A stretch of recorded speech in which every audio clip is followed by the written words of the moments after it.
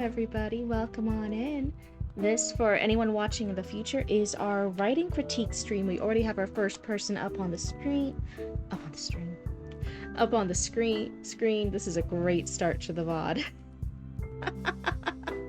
But hello and welcome on in. We'll be doing story critiques today. And if you guys are ever interested in the future in getting your story critiqued, then hey, come check us out on Twitch. For now, let me make sure that everything is up and working. And I do see we have Aria already in the chat. Hi, Aria. Let me go ahead and let everyone know in the Discord stream. There we go. Everything is up and at 'em. And I'm going to take a quick sip of my water because I feel like I'm going to be doing a lot of talking today. Hi, Ozzy Waldy. Hi, Aria. Hi, Chatty Matty. There we go. Hello, everybody. I was just doing my little intro over there. But how are you guys doing? How's everyone tonight? For me, I'll be honest, it was kind of a lazy bones day today. I had a lot of stuff on my to-do list, and I actually didn't do a lot of it. We kind of took a relaxed day. I was catching up on shows a lot. I did do my exercise at least, so that's good. You're eating eggs? Are you eating as many eggs as Gaston? Because that's a lot of eggs. We were talking about this the other day with Mash. He had to catch up on how many dozens of eggs he was eating to catch up with Gaston. Very pissed at me. Oh yeah, you were mentioning you were trying to run Minecraft. Now your computer's like a jet engine. I'm so sorry. You can noticeably hear my setup get way louder as soon as I start loading up VTube Studio and OBS. It suddenly it gets significantly louder. Let's see. Good morning, Ozzy Waldy. Oh, is it morning for you? It's evening for me. It's past 9:30 now for me. That's crazy. Hi, what?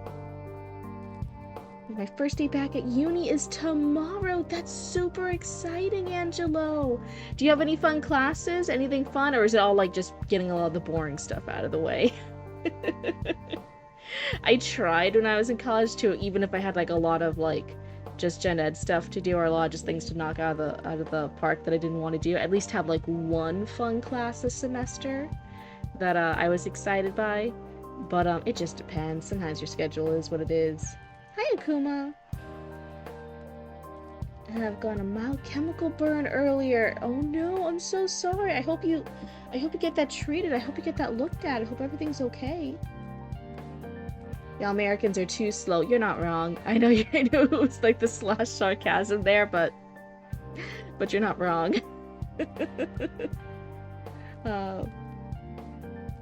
That's all, but Tuesday and Thursday you have creative writing. I actually really loved my creative writing class in college. It was really fun. It definitely like is that little bit of structure kind of pushes you if you're just kind of like a little bit, you know, like a little bit of a procrastinator. You just kind of are creative like whenever the mood or whenever inspiration strikes you. Taking a creative writing class kind of puts you on that schedule of like, oh yeah, I actually have to get all the ideas in my brain out onto paper for assignments and stuff. I actually have to complete this by a deadline. It was really, really good for me. 104 stream streak? That's insanity! How have I been streaming for that long already? Oh, hey, wait, what's the focus? What's the focus? We haven't even started yet. Yeah. You wash your dishes in bleach? Like, always? Bleach is hardcore. I did it earlier. I decided not to put on gloves because I thought it would be really quick. It was not quick, and my hands were soaking in the bleach longer than you expected. Why do you need to do bleach every time you do dishes? That's hardcore. Oh, is he? I haven't checked. I forgot to ask Roots to check on him. Again, we had like a lazy bones day today. I did deactivate it. I guess I can go in. Let me check. Let me do a thing. Hold on, I'm not going to look at a chat real quick because I'm going to go to the viewer rewards. Power-ups and channel points. Hold on. I got this. I know what I'm doing. I'm a professional. Manage. Power-ups and channel points? Yes. Okay, raccoon text-to-speech. Then I'm going to go back to my stream manager. And then let's try it. I'm gonna try it for everybody. Nope, he's still broken. He broken. Okay, so I'm gonna turn him off again. Never mind. You guys gotta remind me. Otherwise, I forget. I forgot to ask Roots to look at it. I had to go back over there. Power manage. Raccoon text to speech off. I'm gonna edit it. That way, it's a little bit cheap. It's a little bit less expensive because you guys have actually been behaving really well with that. So when the text to speech is fixed, it will be only 500 points. It's going to be half price. I'm also turning off Zoe's 100k redeem.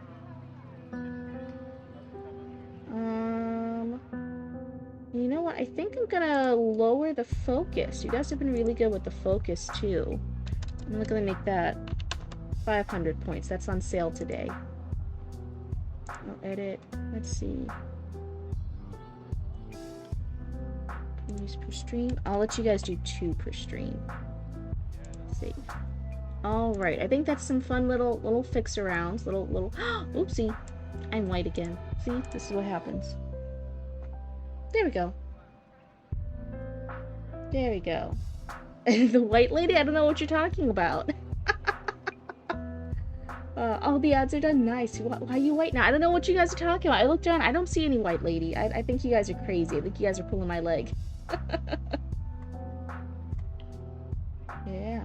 But yeah, generally, like, you only do it when there's a full sink of dishes, but why? Boy, honestly, I'm actually trying not to use bleach at all. It's such a harsh chemical. Let's see. So yeah, I think Baby Raccoon's still traumatized. He's not working. Go yell at me on Discord after stream, and I'll try to remind Roots to fix it. Also, only the intro, part 1 and part 2 are properly formatted right now, so just be aware of that. Okay, prologue, part 1. Oh, part 2. Oh, they're very short parts. Okay, part 3. Oh, part 1 and 2. Okay, so what page is this? This is halfway through the 4th page. That should be fine. I don't think we'll go past that. That should be fine. Hi, Zatara! I found this baby. It's probably yours? What? A scuff baby? I don't know what you mean. I already have enough cats. Please, I already have enough cats. I don't need any more babies. Strange new blue variant? No, you're making this up, Chatty Matty. She looked like a gator and kept throwing cups at a TV headman.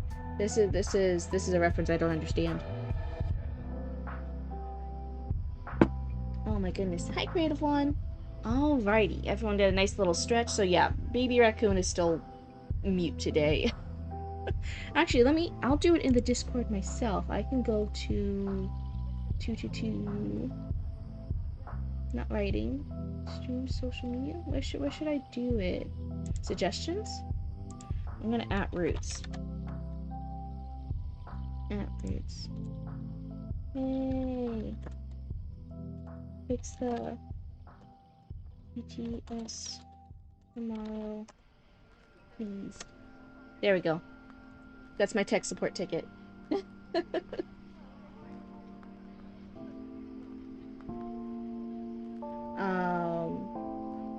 You sure this doesn't look familiar? Venus? I'm not sure I recognize it. Maybe it's just because it's really little. Maybe because it's a really small icon, I can't tell.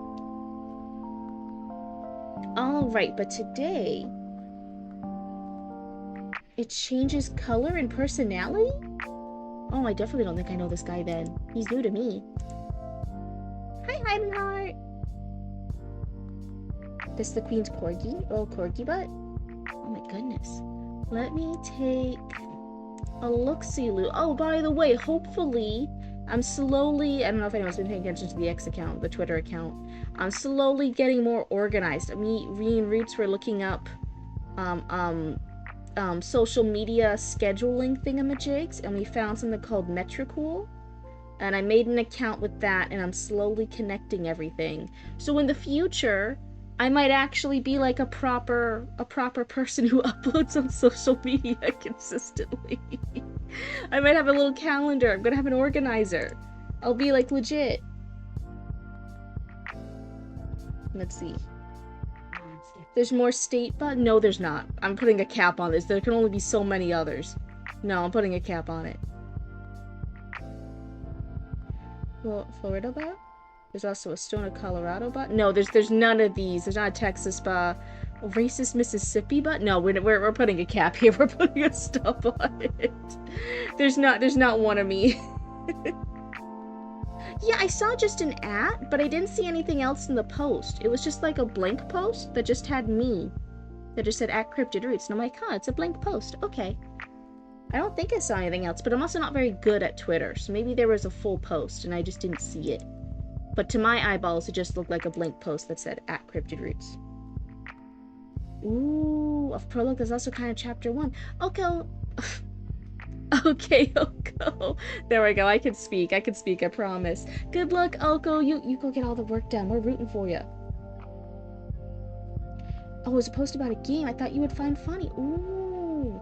I can see if maybe I can see it better now. Maybe I just have to... Let me see. If I go to notifications...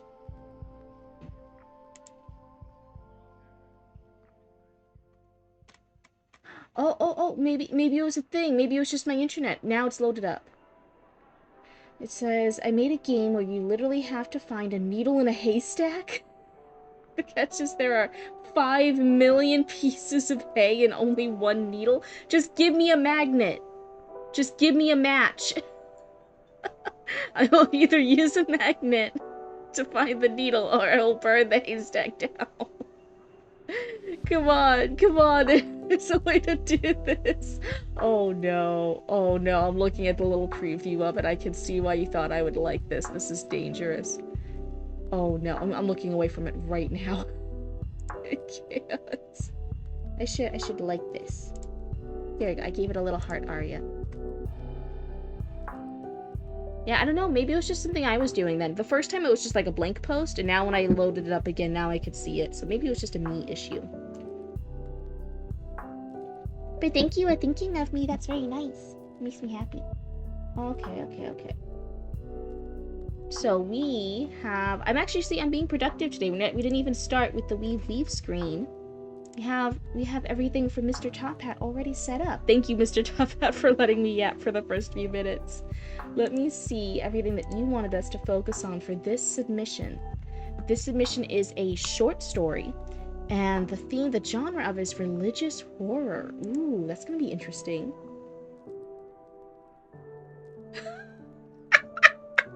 This is such a fucking troll thing. It's so funny. The game is free. The Finding a Needle in a Haystack game is free. But there's a $100 DLC that gives you a metal detector.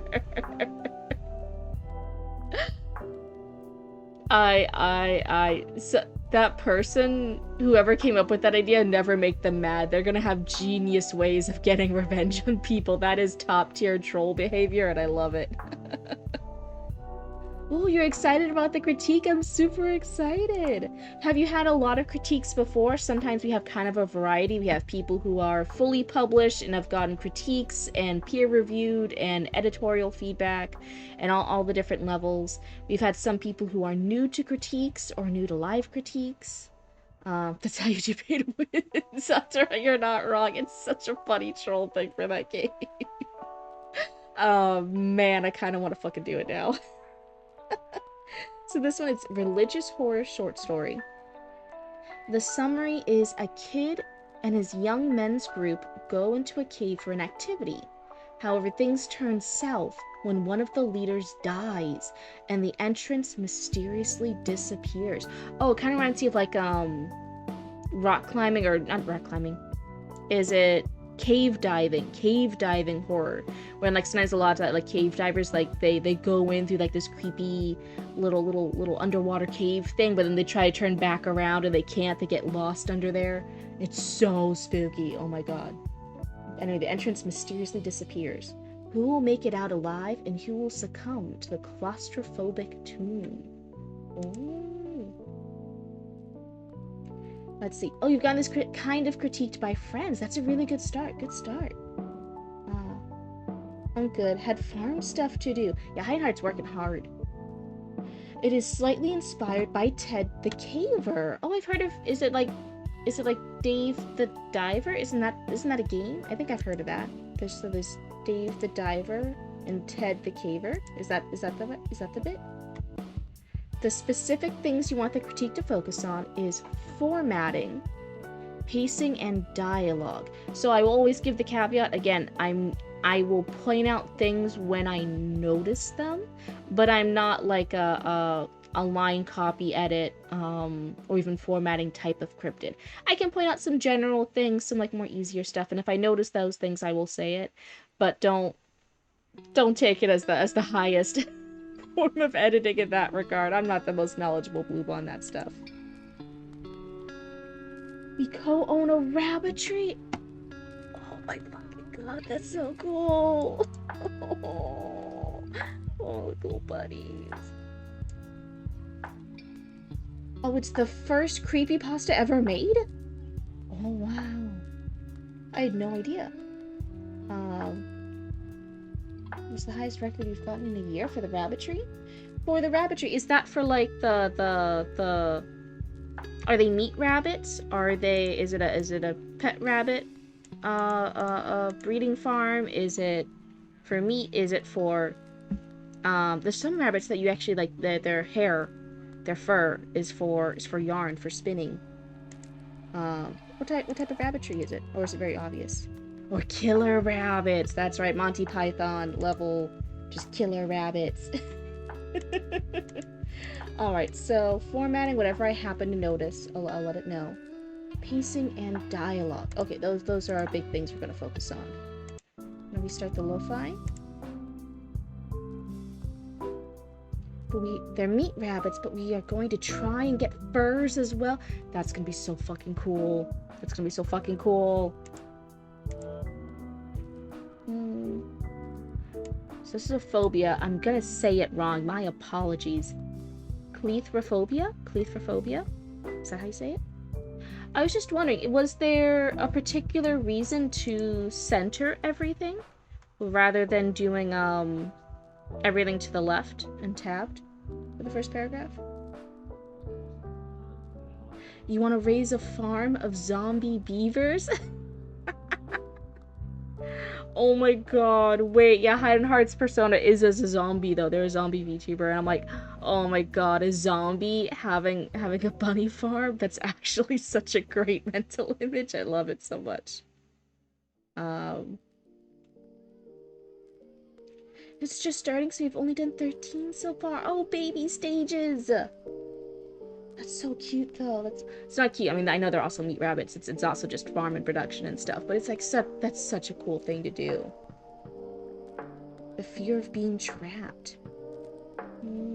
So for this one, the format style, you just thought it looked better. Is it going to be for web? Like, is this going to be something that's going to be up on just like a blog for people to read, like a little web novel, little web short story? Is this for self-publishing, like you're going to try and make paper copies? Just so I can kind of get an idea for paper copies, if this is going to be in print at all.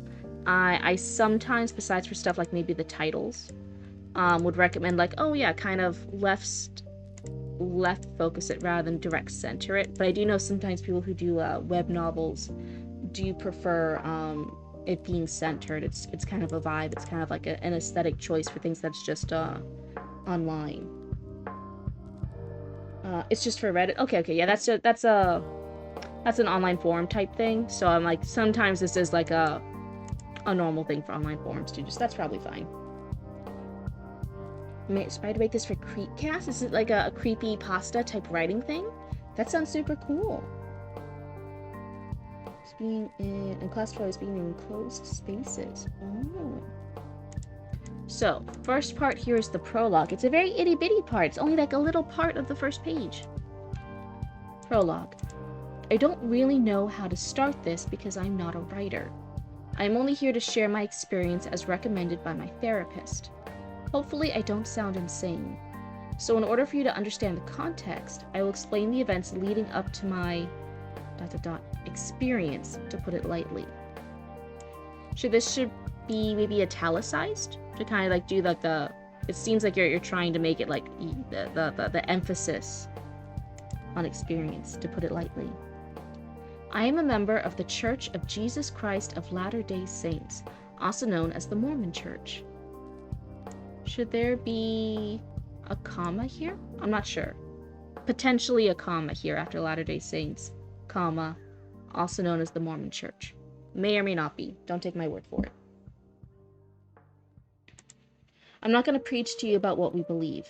This is only an explanation for the story. This T is capitalized? I think it should be lowercase. I was born and raised in the church. I still believe and do ordinary Mormon things. However, the experience I'm about to tell you makes me question my faith every time I think of it.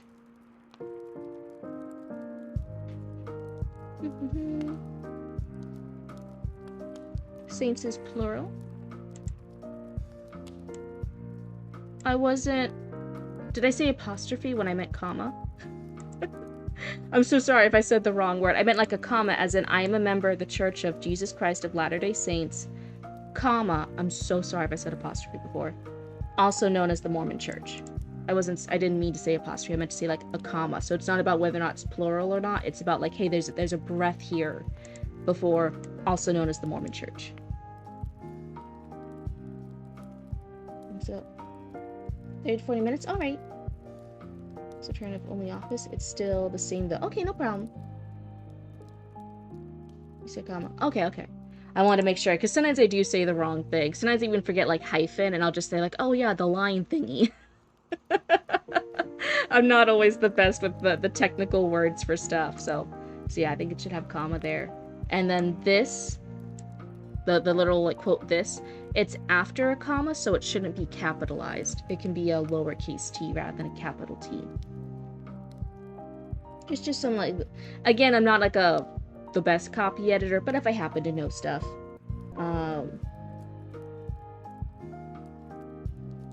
Oh, you yourself are still Latter-day Saints? Okay. So is this kind of like inspired by real things? Like this is like a little self-insert thing for the creepypasta?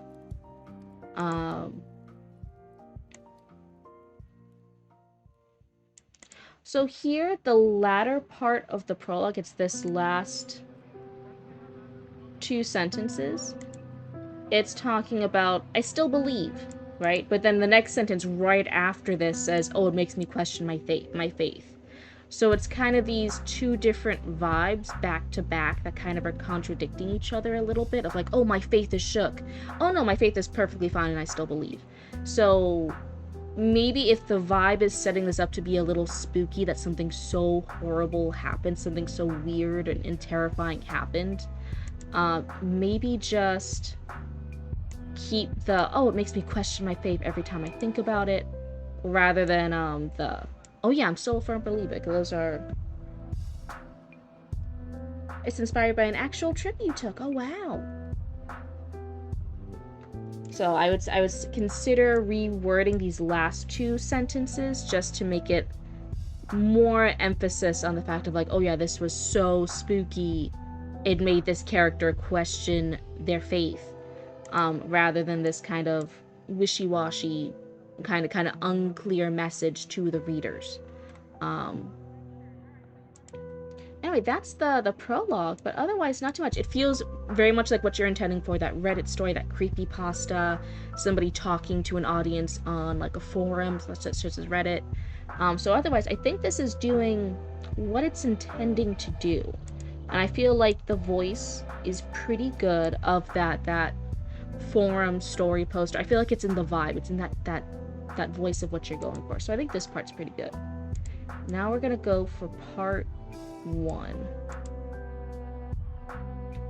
In Mormonism, there are areas within a city or town that sort people in called stakes.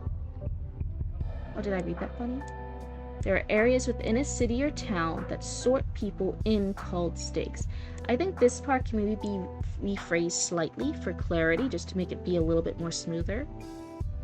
Stakes, and within those stakes there are even smaller areas called wards, which are the specific area around the actual churches people congregate at, and stakes are a big collection of those wards. Oh wait, so one here, this is a run-on sentence, and we're trying to explain two different things all in one sentence. We're trying to explain stakes and wards and compare them to each other all in one sentence. So this one gets a little wordy, a little run-on. It gets a little confusing. I'd see if maybe you could split it up into like maybe 2 sentences, 2 to 3 shorter sentences, and have it a little bit more clear. I was in the Northwood Ward, a small ward in Logan, Utah.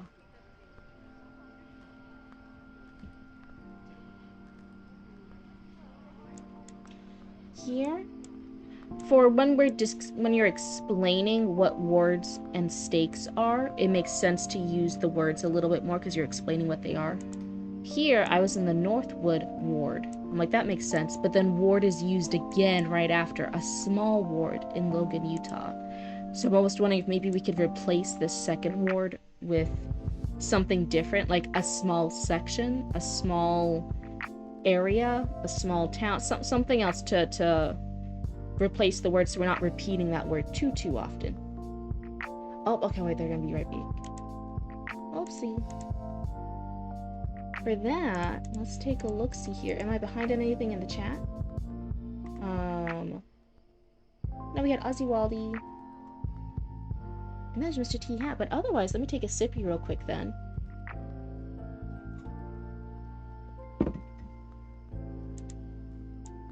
Has anyone else here since I only know like a little bit of creepypastas, that kind of genre, I mostly know it from Roots, but Roots isn't really on right now. Is anyone else more familiar with creepypastas? Is that kind of like a vibe, a bit that anyone's more familiar with? In the meantime, let me pull up who is after this. That way I can keep up with my streak. It's Ozzy Waldy after this. So I can pull up Ozzy Waldy. That way everything will be ready when it's their turn. And it's this new thing that's not Google Docs. For future stuff, it's not bad now just because I didn't mention it, but just in the future. What is all this pop-up stuff? Okay, got it. Cancel. Just if you guys do anything different, that's like a different format, a different thing, it's fine. Just let me know beforehand so I can pull it up before stream. Like, just give me like a little direct message on Discord or a little at me or something. Just so I can pull it up and make sure that everything flows smoothly on stream. I think this works. Oh, that's a font. That is a different font. Okay. Sorry, I'm dyslexic. Sometimes I really notice fonts. Alright, that is Ozzy Waldy, so now I'll go back to Mr. Top Hat. Oh, hi, you're heavily interested in creepypastas, Akuma? Ooh, okay. So if I say anything a little bit wonky, a little bit that you're like, no, that's totally the vibe of creepypastas, don't listen to Cryptid, please feel free to chime up in chat, because again, sometimes when I explain as a not in genre, there's certain stories or genres that I'm very, very familiar with because I read a lot in them, and therefore I think I have like a general like better feedback to give for it. But if I don't read a lot of a certain genre, I try to let you guys know, and therefore to take some of my advice then with a grain of salt, because maybe because it's a different genre, there could be things that's like, no, if you read that kind of stuff, this is exactly what they want. This is totally natural. This is totally normal. And I'll be over there like nitpicking about it. It's happened a few times. So I will say I'm not the biggest creepypasta person. Roots is more into it than I am. So if you ever hear me saying anything too silly, Akuma, please feel free to chime up in the chat. I don't know if you heard the part where, okay, you already got small area in Logan, Utah.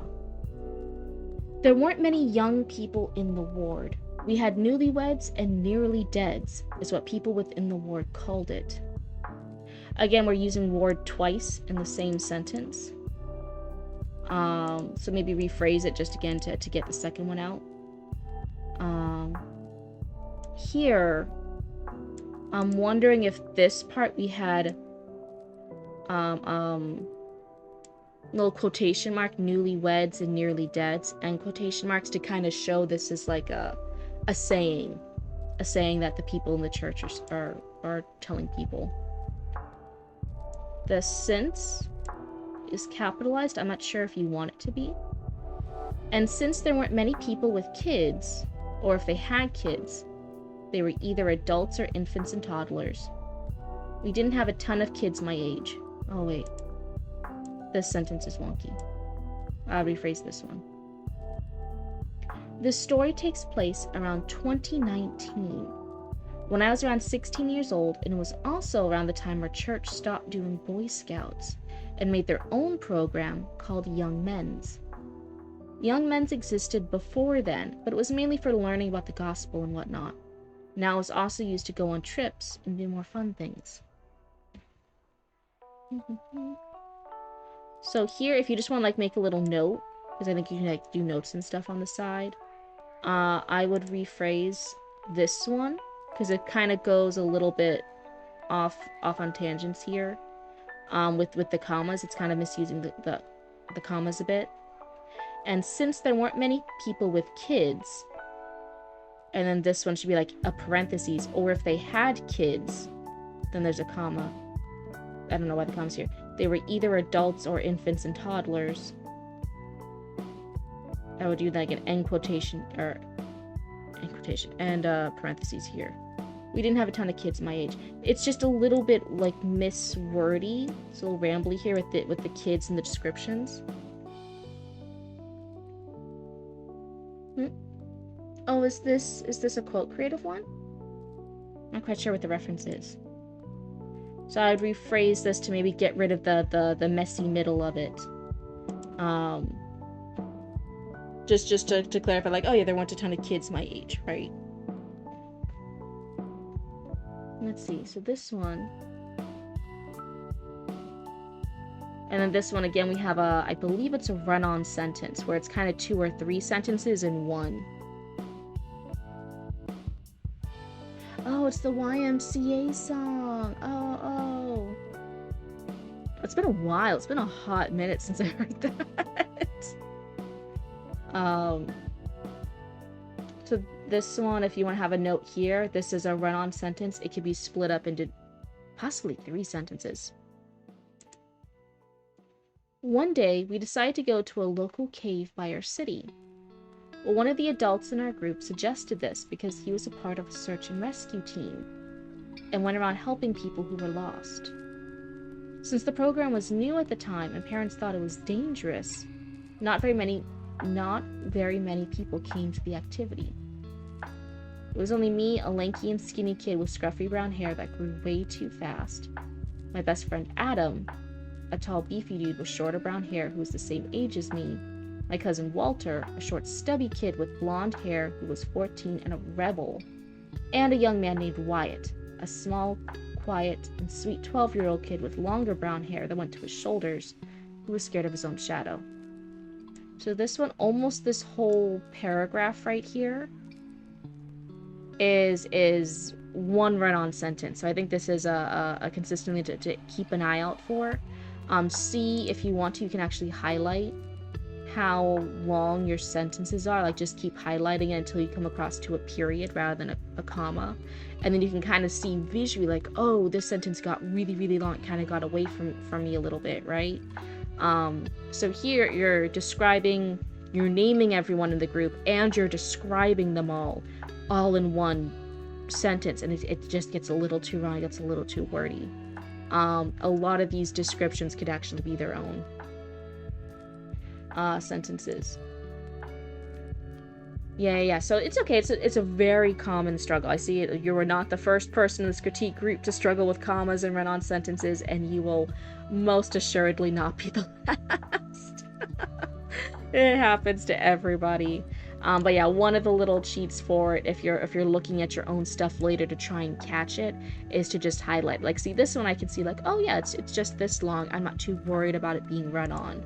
And then you can just keep highlighting each individual one, And you can already see, like, I haven't even read this one yet, right? I haven't seen what the words are, but I can already tell, like, ooh, I should maybe look out for this one for you, because it seems like it's a little bit run on. And then this one seems fine again. So you can visually highlight to kind of see.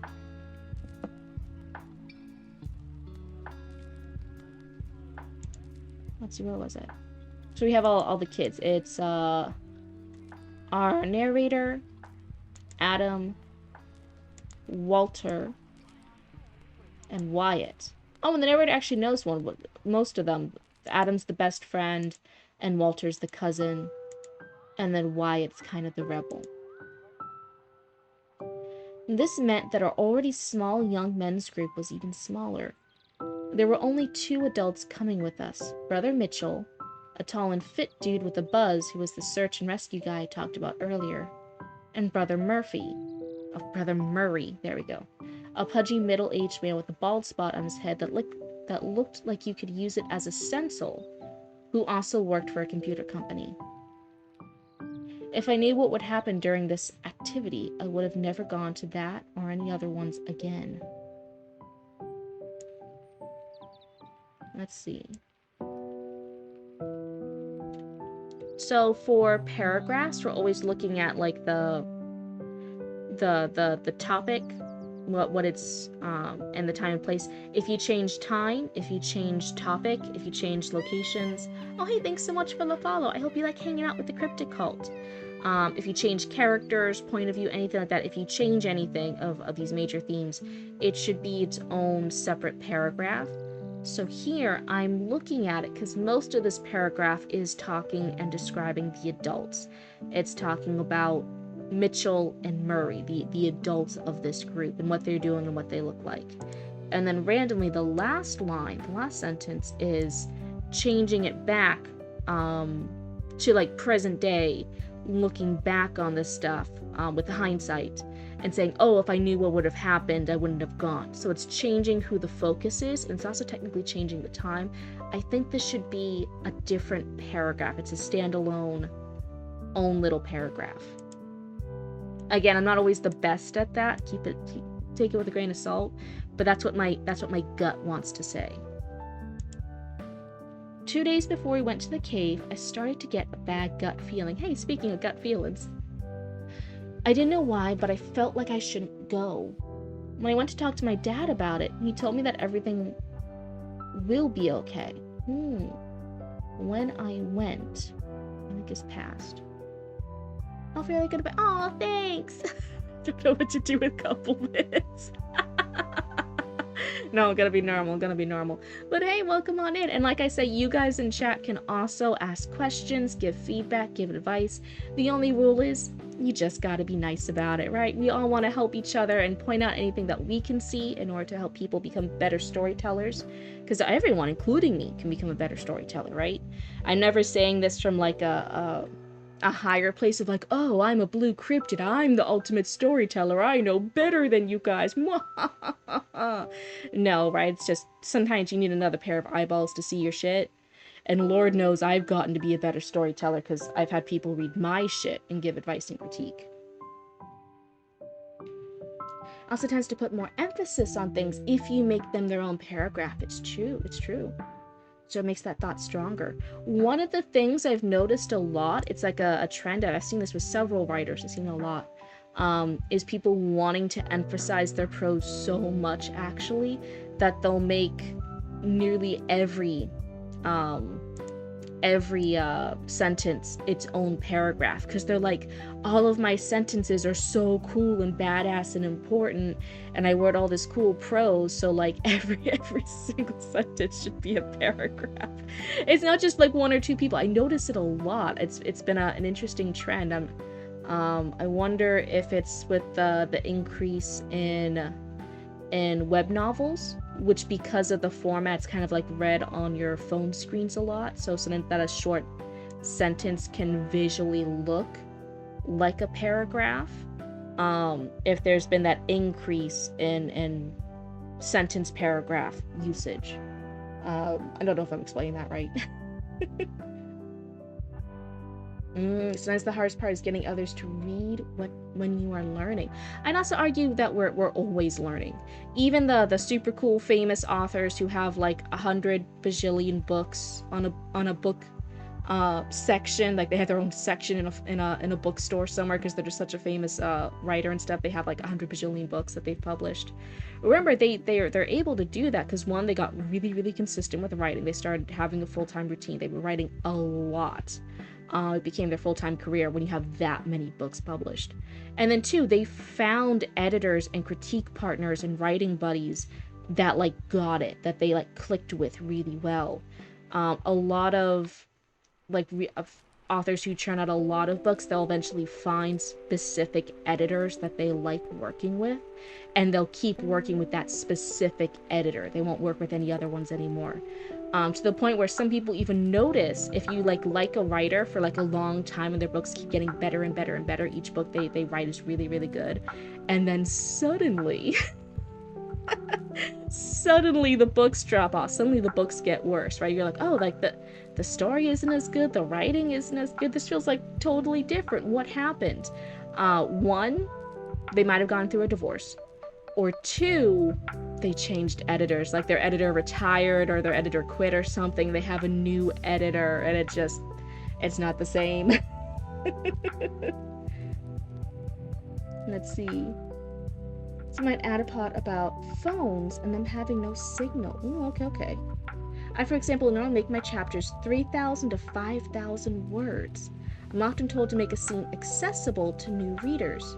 I should make the chapters 1,000 words. When I was reading like a lot of writing craft books and stuff as I was a young cryptid growing up and devouring books about writing craft, there hasn't really been a focus on like word count to make a chapter.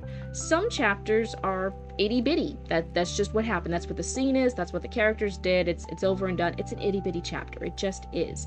Some chapters are fucking long ass chapters. They're big boy chapters. And some of those itty bitty and those super long chapters are even in the same book, because that's just what happens. A chapter sometimes very much like a vibe, a kind of gut feeling of like, when does the scene change? When are the characters in a new thing? If a period is kind of like a resting point to a thought, like a little bit of space, like a breath, before you start the next thought, the next sentence. Chapters to me are kind of like that. It's like, hey, here's all these scenes, here's this part of a story.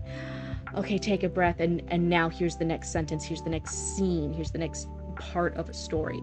It's very much kind of like a vibe check. I would never worry about like reaching a word count goal so much as like, hey, does this feel right? Let's see. Mine vary from 1,500 to 3,000. It depends on what scene and section needs. Oh, you just had dinner? Oh, what did you eat? Oh my god, wait, no, I shouldn't ask this. You guys are just gonna make me hungry. I got a treat today. We walked I had a longer walk tonight. We walked for about 45 minutes. So I was really proud of myself for walking that long. It's been a hot minute. We've been doing shorter walks recently. So I was like, hell yeah, 45-minute walk. I'm gonna get a treat. So I ate garbage. I had a McDonald's dinner. Full disclosure. You had McDonald's too! Shadow, we're twinsies! Hi, Wolfie! No, you need McDonald's! Oh no, I am a bad influence. Oh, you're having quesadillas, Chatty Matty? For me, it's part of the format I post in. That's true. Formats, categories, genres, they can all have an influence on this. That's true. Weekly posting on forums like Reddit. So I try to include enough to wrap up enough of a scene that people who are coming back for a week feel like they got enough story to be satisfied. That's really true. Not having a full like wrapped up finished story, like a novel that you just like buy the novel, and if you read the novel, like that's the story, compared to weekly updates. I've noticed with stuff like webcomics, web novels, that kind of format where it's a weekly upload schedule, very different pacing standards, because you're right, it is supposed to be a little bit more manageable. It's supposed to be able to be a turnout in a week, similar to mangas too, right? Short, sweet, high impact, ends on an interesting note that you feel compelled to tune in next week. And not necessarily wrapping it up in a way. It always wants that kind of open thread. So very interesting difference in pacing and where they're ending chapters. My dad gave me a second spicy McChicken sandwich. Oh. So I noticed when you publish separate chapters, they run longer than in a novel format that is released all at once. Ooh. Interesting. You cut fast food and soda out of your diet last year. That is probably so good for you. Huge congrats. Oh my god. Replace with healthier foods. My cravings change to the point McDonald's actually makes you physically ill. That's true, that's true. Yeah, literally, I can limit how much I eat. I can go on diets. I can do different things. The hardest thing to fucking kick is soda. It is that like sugar. I always, it's been really hard to kick the soda. I can go on like periods of time where I've like significantly cut down the soda. Even now I am like more actively drinking water on a more set routine. I'm trying to drink more water. That's helped, but holy fucking shit, kicking out soda from your diet is rough. Well, Shadow, you're also on all like the sports teams and stuff too. You were already like doing all the exercise things. You have fit people in here. I had to up my game. I had to be more cool. I had to be more badass and fit. Let's see.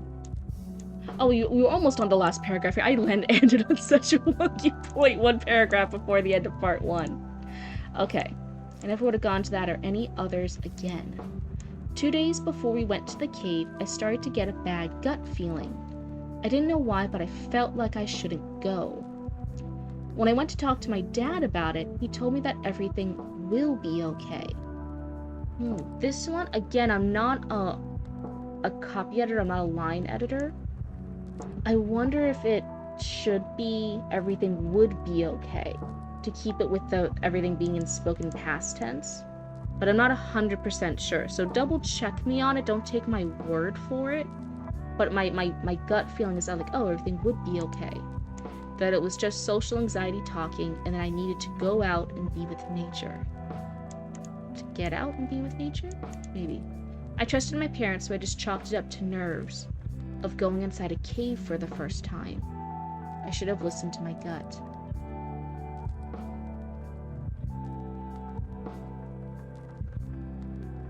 Oh, you drink sparkling water? I cannot. It's just Angie water. It's so, like, full of rage. Hi, Ozzy Waldy. Welcome back. It's so angry. Oh, my God. Play soda in stages. Ooh, first I switched to liquid death. Seltzer water. You guys are crazy. You guys are stronger than I am. Then straight seltzer water. Now I drink water with lemon. Ooh, very nice. Very fancy. With sparkling water with lime satisfies the same cravings as soda. I've generally tried like sparkling water and stuff, and like no, it's so angry. It's so angry. Liquid death tastes like watered down soda. Okay.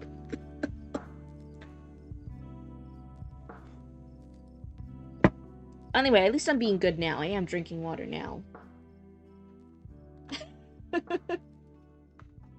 Compensation makes you drink sparkling water slower. Because it's trying to kill you? That makes sense. I can understand that. Oh, hey, thanks for the hydrate or dihydrate. Here's your sippy. And yes, I'm being good today. I'm having water again. Oh my god. Let's see. Wolfie, did you get McDonald's? Have we not been hearing from you because you're going out to get McDonald's right now? Oh my god. So, let me focus on this. So, one of the things I noticed, so again, this little ending part of this paragraph, the paragraph before, is one, I think it should be its own paragraph, but it's already bringing up this feeling like, oh, if I had already known, I wouldn't have gone. And then here, the next paragraph, the ending line, is also that same vibe. I should have listened to my gut. It's also repeating gut twice. So same paragraph, gut is mentioned twice. So one, I would see if you could rephrase one of them, that way it's not that repetition. But in general, I'm like, oh, it's kind of ending, and not like word repetition, it's the message repetition of this paragraph ended with like, oh, I shouldn't have gone. The next paragraph also ends with, oh, I shouldn't have gone.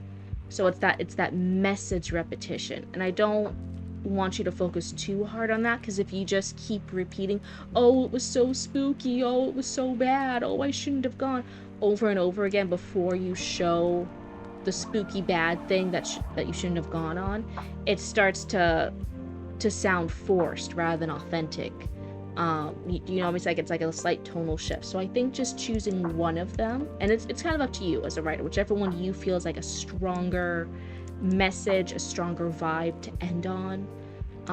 But I would just keep one of these sentences rather than repeating that message twice in new ways.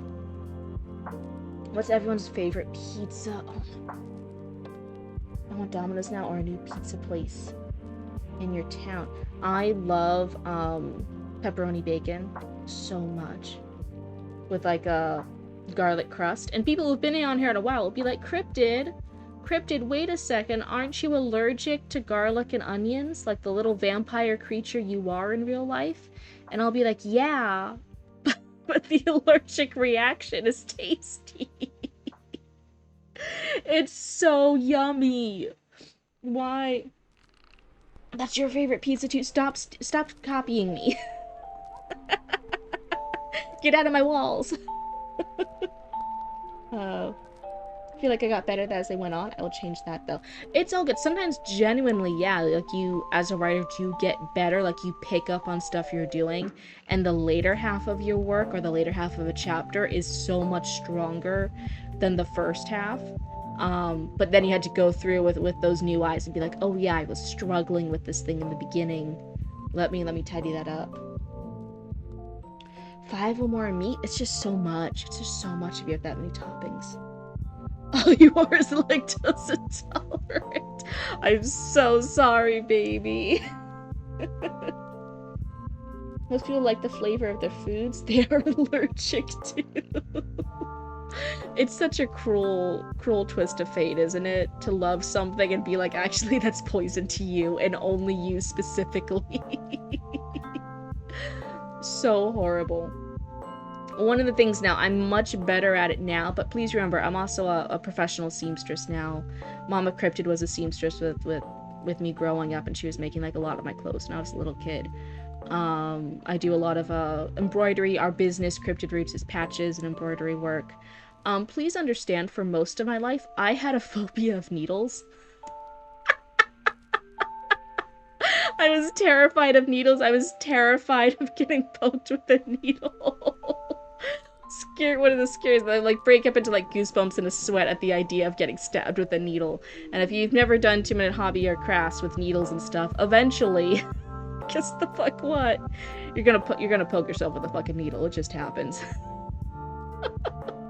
And did that ever calm my paranoia? Absolutely not. The only thing that actually made me overcome my fear of needles was I started taking acupuncture. Which is the most hardcore level of being stabbed with needles that you can do. And I was so terrified my very first acupuncture appointment. Like, I was like, oh my god, this is the most scariest thing ever. Everything hurts. Everything's gonna make me scream. Why am I doing this? Oh my god. By the end of it, I loved acupuncture. I love acupuncture so much. You're terrified of needles and you're going for like a medical career? Oh, baby. Dear god. You've got bitten by a Lone Star tick before? Well, sweet red mitt, I've just destined for a steak.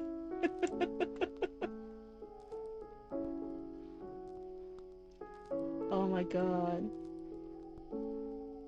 Fortunately, my body chemistry is so messed up, insects will not bite you normally? What? What reverse Spider-Man are you? That's crazy.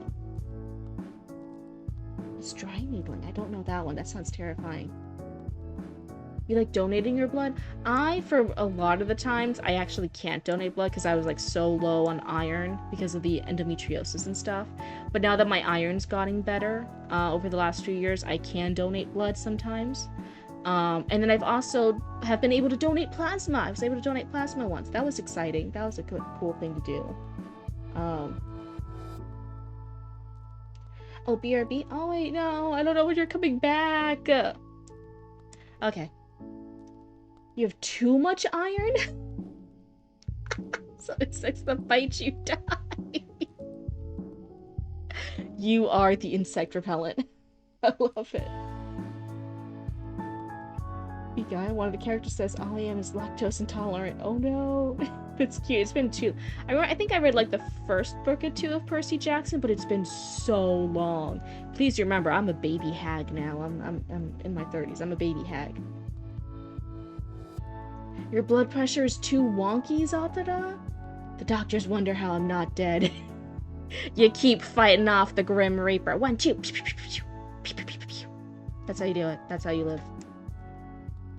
Give me your iron. Oh my god. Here we are. We're all just gonna be like crazy vampires, like arguing, like, give me more blood, give me your iron, give me this. Iron supplements were like such a fucking bitch too. So like you just think like, oh, if you're low on iron, just take iron supplements and stuff like that will help you out. Some of them crazy side effects, so uncomfortable, hate it. There's one now that the Cryptid family starts taking, and that's worked pretty well with all of us. Is like we don't have like bad like side effects from it. But it took a while trying different iron supplements to find one that worked for us. Oh, I haven't died from all the accidents you've been in. Oh my god, tell them it's the luck of the cursed black cat. Like, listen, a lot of bad accidents happen around you, but the black cat still lives to cause accidents another day. That's all I'm saying. Hi, Mr. T-Hat, Mr. Top Hat. Alrighty, so that was the prologue, and that was part 1. Before I get into part 2, which is a little bit chunkier, part 2 is when we get a little bit more of a vibe here. Is there anything that you have questions about or want me to focus on in particular before I go to that next section? There's my family's legends of us keeping the Fae in check. Ooh. Oh, it's raining outside? Oh, I feel ya. I'm a Central Florida cryptid. I know when the weather turns and like it's the wrath of the heavens. I feel ya. So yeah, before I go on to the next part, let me know if there's something that you want me to look at in particular. No, you think the advice was fair so far? Good. Sometimes I do. It's not a bad thing to point out at all. If you're like, Cryptid, you said something, but like, I have no fucking idea what the fuck this blue lady is talking about. Because in my head, in my ADHD brain, what I thought and said makes perfect sense. But like the words that try to convey that thought, they don't make any fucking sense. They don't make no sense at all. Oh, thanks for the hydrate.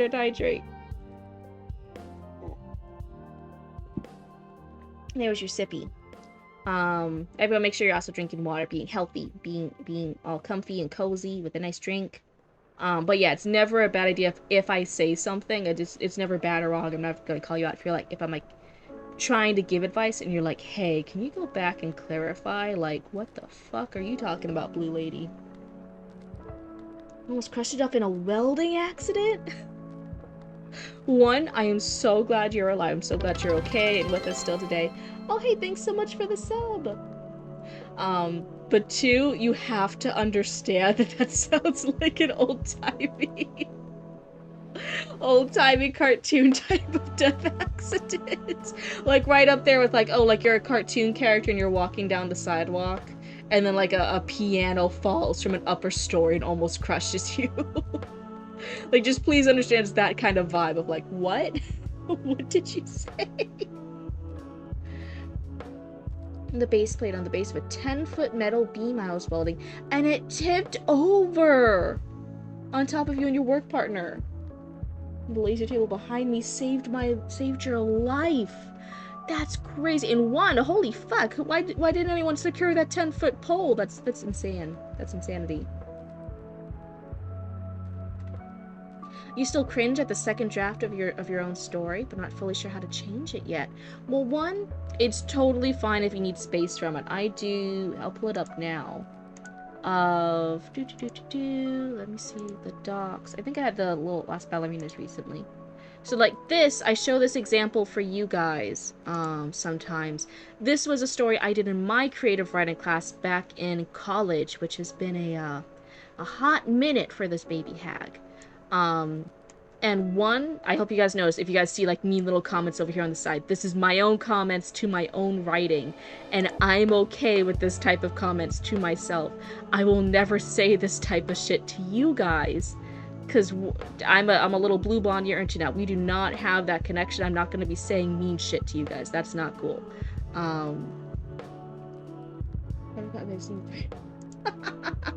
Sorry, it's just the Automods paused me for a second. That's fine. So where's some of the stuff? Yeah, so you see like some like mean little curse words and stuff. That's never gonna be the comments you guys get.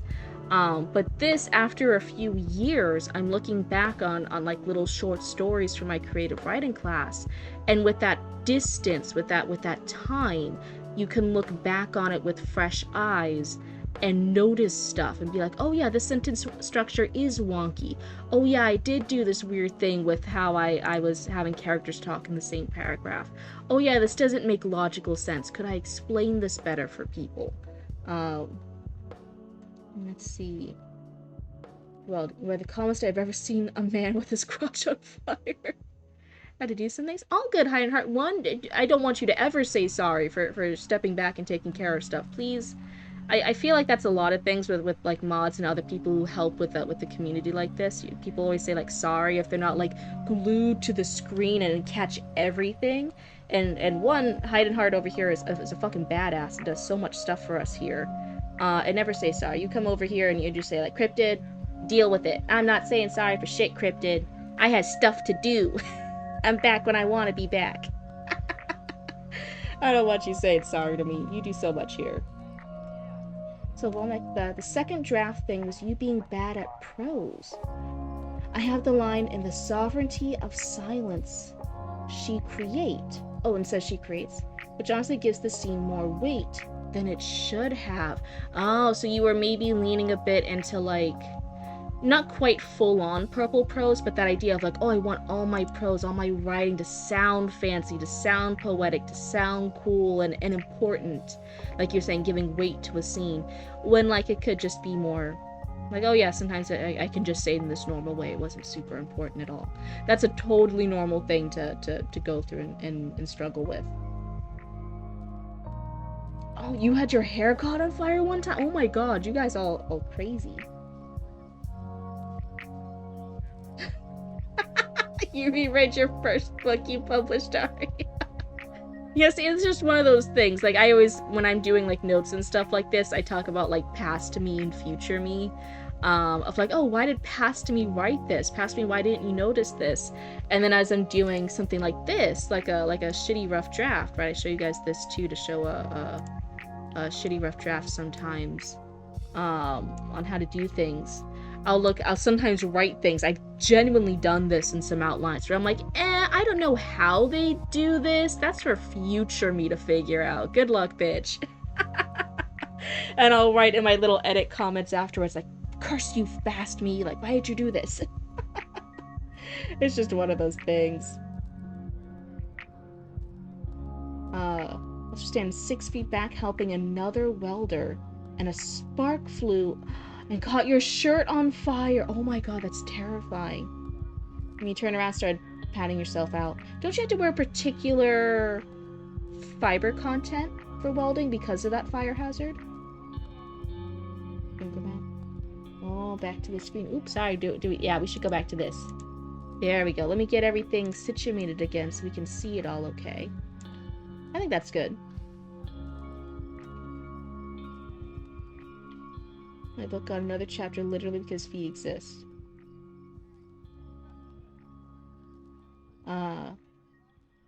Above my head, I had on the wrong type of chaps on and a piece of molten metal landed in your jeans.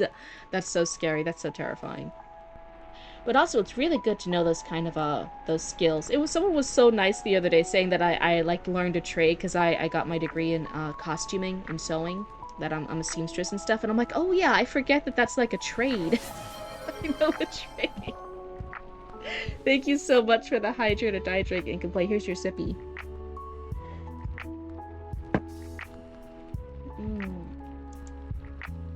So we've ended on kind of a prologue and a part 1. Which I'm wondering, as part of, like, this is just something in the back of my head. This isn't a critique yet. This is just something in the back of my head I'm working through, I'm processing. The prologue is only a paragraph. And it's explaining the setup of, like, hey, this narrator is gonna be talking about something scary and that they're Mormon. Part 1 is just continuing that same vibe. It's still continuing, it's explaining some of the stuff with Mormonism, some of the words that are going to be used, and the setup for stuff. So I don't quite think there's a huge difference between the prologue and part 1. I'm wondering if this could all be the prologue, and that part 2 would actually then be part 1, potentially. I'm not going to offer that critique yet. It's just something in the back of my mind I'm thinking of.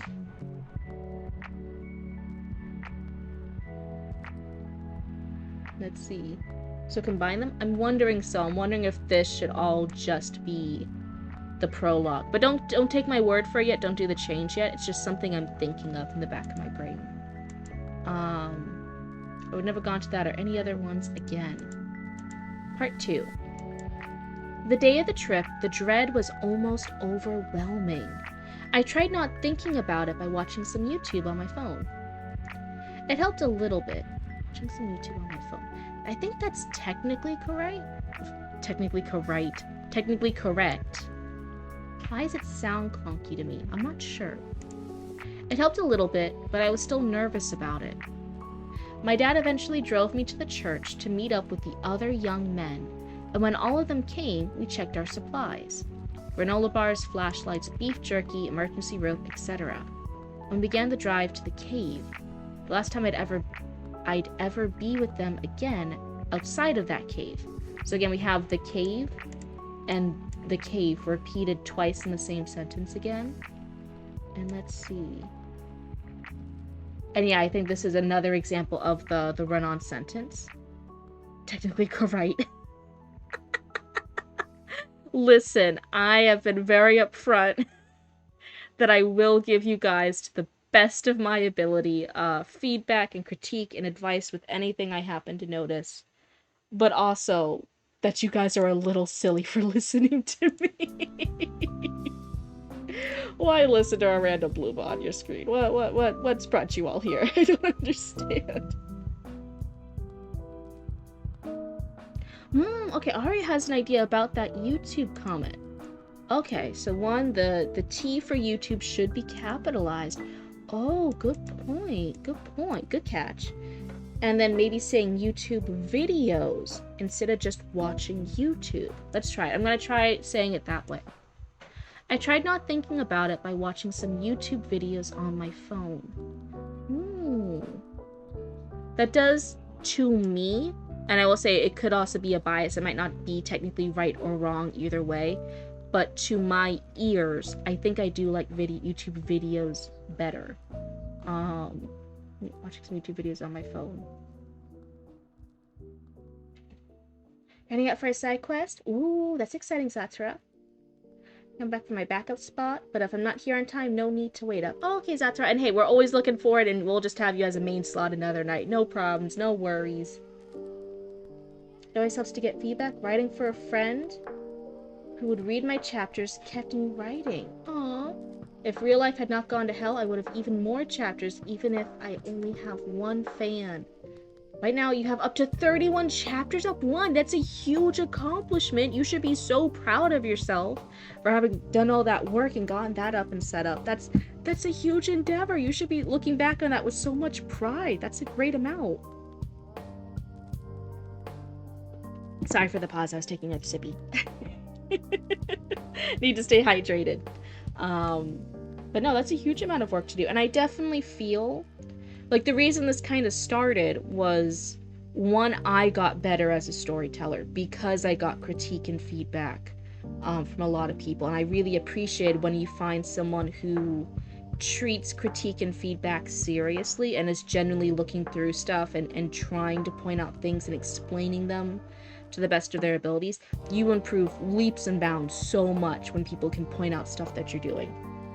Compared to more generic things like, oh, I like it, or like, oh, maybe you should add unicorns instead. I don't know, whatever. That like just general like, oh, it's good or it's bad, or like, yeah, I read the first chapter, it's neat. That advice doesn't help you. It doesn't help you improve or change things or adapt in any way. It's just kind of getting an emotional kudos. Sometimes as a writer, I'm not throwing shade, sometimes you are at a stage in your life or in your writing journey where you do just want emotional kudos and a cheerleader. Like you are so nervous, you're so anxious about writing, you don't need critique yet, you do just want encouragement. That is not a bad thing to say, that's not a bad place to be at. But be honest that that's where you're at. Be honest about asking somebody like, hey, I'm nervous about this. Please don't critique it. Can you please just give me emotional support here and emotional feedback for this? Give me some compliments here. I'm in need of it.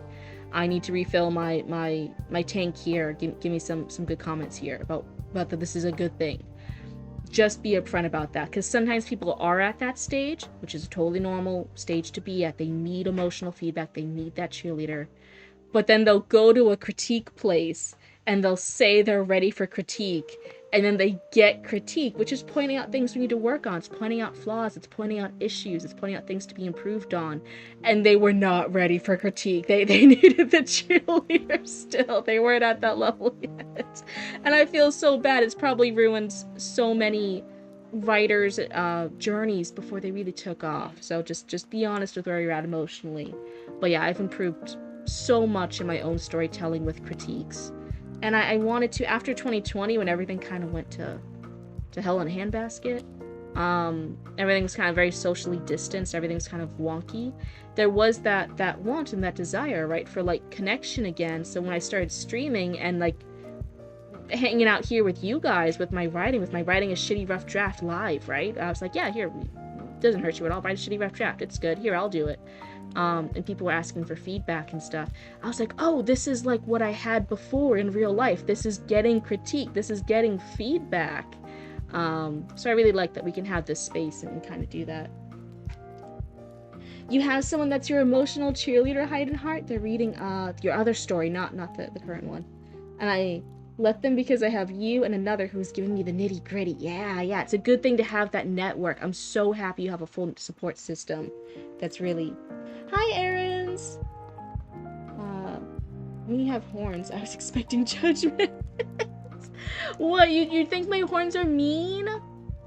Maybe I'll be more friendly when I get my official model and I have my deer antlers. When I have my undead little deer antlers, like the little swamp cryptid that I am, you guys will think I'm nice and friendly, right? I think I need someone to bully me into getting off your ass and writing. I haven't touched Melinda's barbershop in a while. Oh no, we're all rooting for you. Back into it. Emotional support writing group now. I don't know if I can be everyone's emotional support writing group. There's only so much of Cryptid to go around.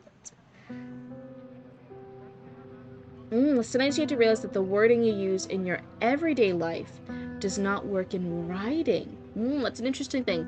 Sometimes it's really good. One, I will say dialogue and prose is sometimes a little different. What sounds natural for dialogue versus what sounds natural for non-dialogue can be a little bit different. There are some people, right, some writers, some authors, some storytellers, who the voice of the prose, the voice of the narrator, the voice of the main character, is very strong, and it does read as if someone was talking. In this case, it is going for that vibe of a person writing out a story on a forum post. It's not normal prose. It's very much that theme, that vibe. We should be hearing the character's voice a lot. So there were some things where if this wasn't for that genre, that format, I might have critiqued it more. But because of that, I'm like, actually, no, this works for that genre, for that category. It's supposed to sound like this. But even with that in mind, there can be some corrections just to make it as an individual piece be a little stronger. And I'm trying to point out things here and there, if I catch them. Oh, hey, welcome back, Volmic. Yeah, can improve from the critiques if the critiques outweigh the inspiration and drive. Yeah, you have to be at a good emotional space where you're like, oh yeah, I am confident in this, I do like writing, I'm emotionally ready to get critique. And I always say you have to be honest with yourself. I view it too, there's been times I was beta reading, because I love supporting fanfic writers. Fanfic writers are a huge part of fandom communities and spaces. And I was a beta reader for several fanfic writers. And I eventually stopped, because what kept happening, even though I love supporting fanfic writers, is that there would be a fanfic writer who would ask for beta reading. They would ask for critique. And I would clarify it with them. I'd try to make it very clear in the beginning. Okay, what are you looking for? Do you just want an emotional cheerleader? Do you want just spelling and grammar checking? Do you want story critique? Like if I notice a plot hole or something, do you want me to point it out? And they'd be like, yes, anything you point it out. Let me fix it. Let me do all this stuff. And so I'd be like, okay, great. I am trusting you that you are honest, that you are emotionally ready for, like, if I notice grammar stuff, if I notice a plot hole, I will point it out, and I'll point it out in a very nice way, and we're good, and you're looking for that. And the fanfic writer was not looking for that. As soon as they like got feedback back, they're like, oh no, my writing's terrible, there's a plot hole, this is all terrible and awful, I'm never gonna write again. And then they would stop the fanfic, and I was like, no, like genuinely, if it's gonna make you stop, I would rather you finish a fanfic, finish this amazing passion project, this fun story, plot holes and all, rather than make me be the bad guy who pointed out a plot hole, and now you're not going to finish the piece at all. Like, it would have been better if it was finished with all its flaws rather than never finished. So there's kind of this trust aspect. If you're saying you're ready for critique, unless someone's just being an asshole, there are critique partners who are just assholes and they're trying to be mean and tear you down. Don't ignore those assholes. But like generally, like when you're giving critique, you're trusting that person's ready. And a lot of times I kept having this thing of somebody wasn't ready, they just wanted the cheerleader, and it made me feel so bad. I was like, oh, okay, I'm not gonna beta read anymore.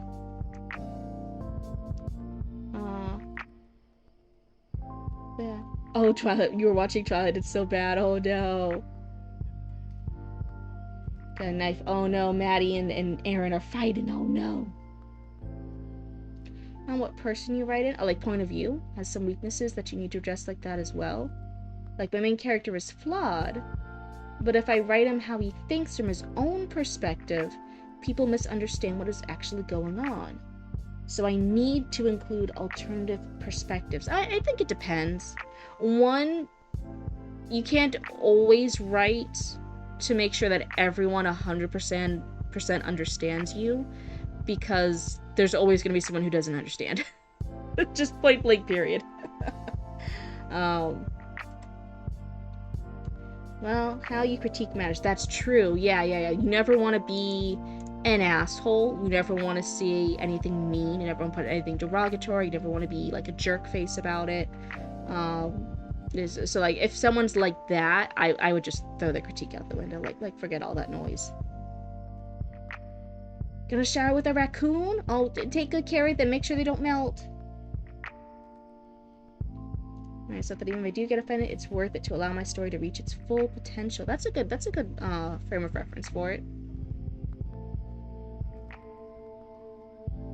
I've lost motivation on a work when someone I asked for help improving ranted for a bit on how the character was talking was fucking weird. Oh no. Yeah, I see, that's one of those hard things where it's like, oh, like one, I hope that person wasn't trying to be an asshole and was trying to make you lose motivation, because that's not cool. That's not good. But, you know, it's one of those things where it's like, oh, like, yeah, a critique's never supposed to make you feel bad about yourself as a writer. It's supposed to be like, oh, yeah, that's how I fix this thing. Um, which being mean to Batty, that's fun. No, we still love Chatty Batty over here. Everyone be nice to Chatty Batty. Let's be sometimes we sacrifice him. Just a little bit. You just had a bug land on your face. Oh my god, what instant karma. What instant karma. Go to bed. I'll see you later. Okay, so we're all done. Okay, well then have a great night. Well, have a great night, Top Hat. Have a good one. Thanks so much for submitting. I hope this was good info, good critique for you, and have a great night. Thank you so much. Yes, you're not my audience. Bye, Felicia. Well, I think it's also that tone, that approach, right? If someone just said to you, Chatty, because we're just going with this example now. If someone came up to Chatty Matty and said, hey, Chatty Matty, your characters are weird. They're weird. I don't like it. Me. Then yeah, Chatty Matty should absolutely be like, psh, like kick him to the curb, right? That's just somebody being like a little annoying bully or some shit, right? But now have I, because Chatty Matty, you have submitted multiple times on here, right? Now have I, as a little critique blooba, reading your stuff, pointing out things like, huh, the characters, I don't think I used the word weird. Maybe I have. It's been too long, I don't remember.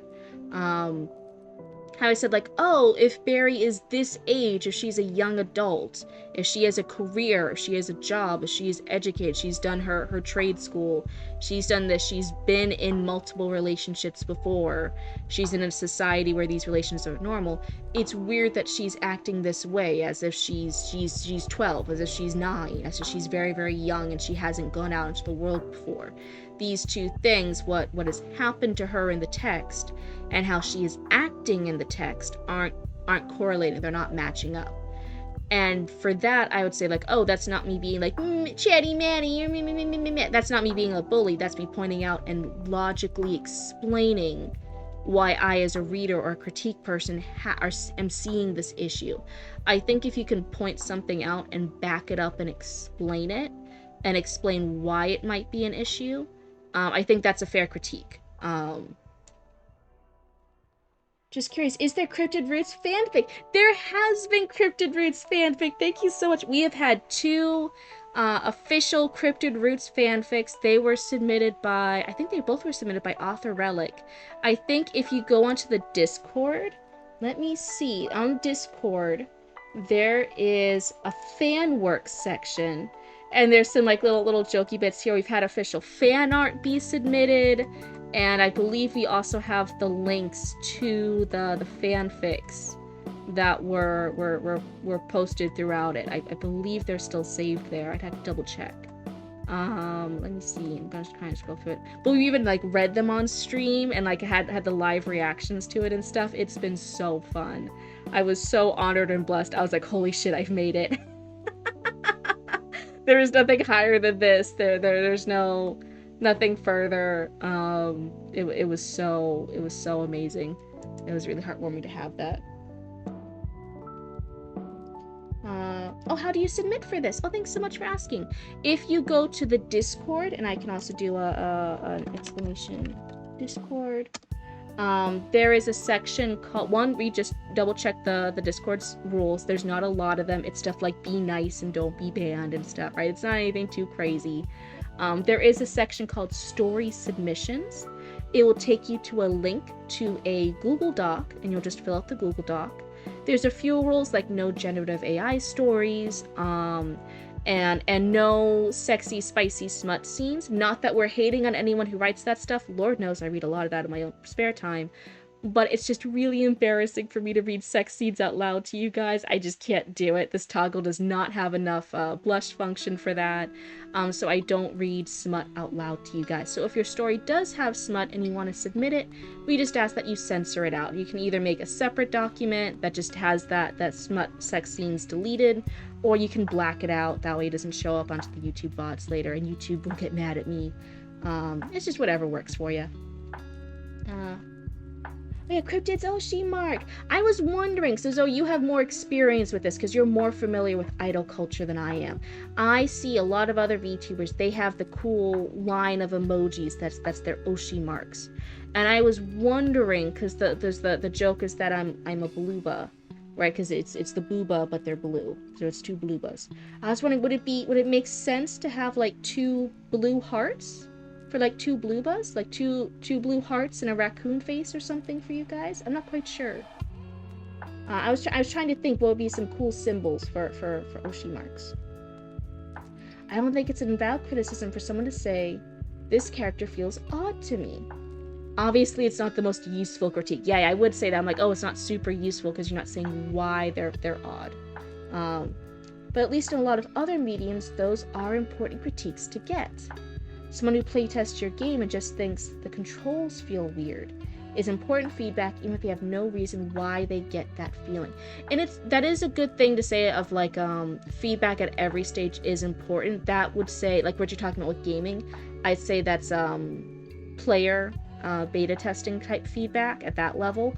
But even before you get to player feedback, you have your own devs. You have you yourself playing the game, testing things out, trying to figure things out. And those are people in the industry who have game experience, who are familiar, and if they notice something wonky, they can explain why. Like, hey, we have the tutorial ends after like 30 seconds. It's a pretty straightforward game, but then randomly we introduce this new mechanic during the last 10 minutes of the game. That feels weird, it's inconsistent, and it's kind of a useless feature. They can normally, when you're in the industry, explain things a bit better. It's kind of that earlier submission. Let's see. Well, thank you for the 5-stream streak. Got hourglass rings. That's exciting. I should go back to my Weave screen. Let me get out of this. And that way nobody thinks Mr. Top Hat wrote my silly Weave screen. Let me go ahead and change that. There we go. Interesting, but nothing explicit. Yeah, you're all good. If you don't know, an Oshi mark is a specific emoji or combination of emojis used by online creators, especially VTubers, I think other idols and stuff too, fans on social media, to represent a favorite personality or a community. Yeah, the word Oshi comes from Japanese idol culture. It means someone you actively support or push for success. NSFW ninja stealing food weekly. Is that what you raccoons think NSFW means? Oh my god, that's funny. Hold on one second. Alexa, turn off kitchen lights. Oh, she actually listened to me that time. That's crazy.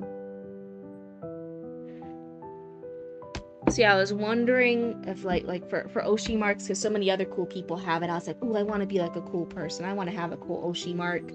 I was like, maybe it could be a raccoon face, but then that's just one. And I figure that somebody probably already has claimed, like, the raccoon face as their Oshi mark, right? That's not, I don't think that's unique enough. But I definitely wanted to include, like, something with the raccoon, something with blue. I don't know. I set yours off.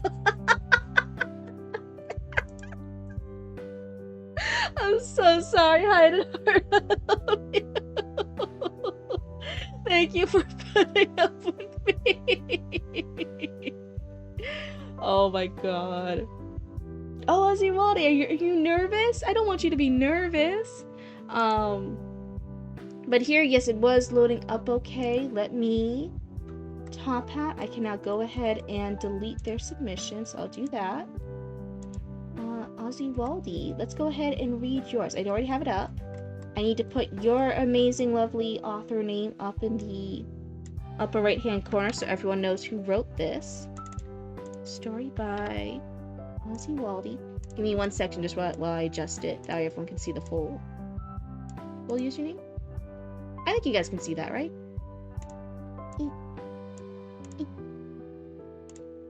Oh my god, I'm struggling. Hold on, don't look at me. There we go. There we go. Everything's fine.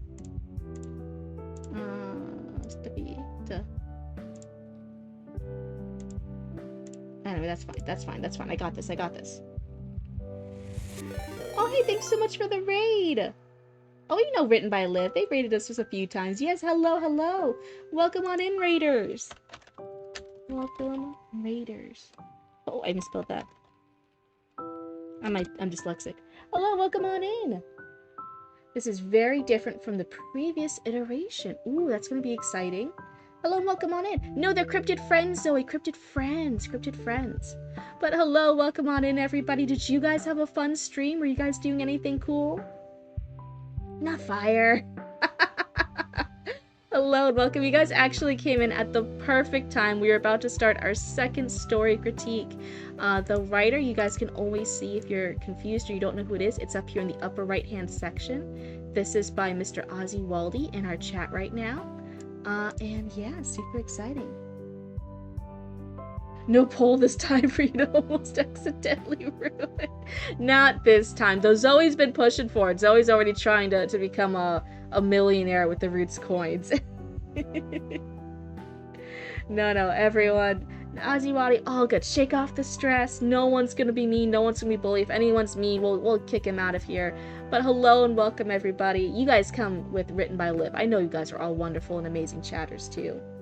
You guys are doing 3-minute writing prompts today. Oh, what's such fun! Bunch of words and quick free writes to get the creative flow going. I love that. That's fantastic. I love that there's so many people here in the writing and reading category that are engaging with their communities with writing prompts, with like actually like writing with their followers and chatters. I think that's such a fun community building thing of encouraging other people to try new things, to get into writing. I think it's a really nice thing to see. It's back when NaNoWriMo was still around and it was not the bad reputation it's got now. It was kind of like that, you know, it's like that community logging in and joining a lot of other writers and stuff at all levels and trying new things. That was a really fun part of NaNoWriMo when it was still around and good. Cryptid can bully you anytime. Okay. I should have like something where like I have a little pop-up like a mini raccoon with like anyone's username on it. And I'm like, okay, I guess I'll bully you. Yeet. I just yeet you off the screen. That would be so funny.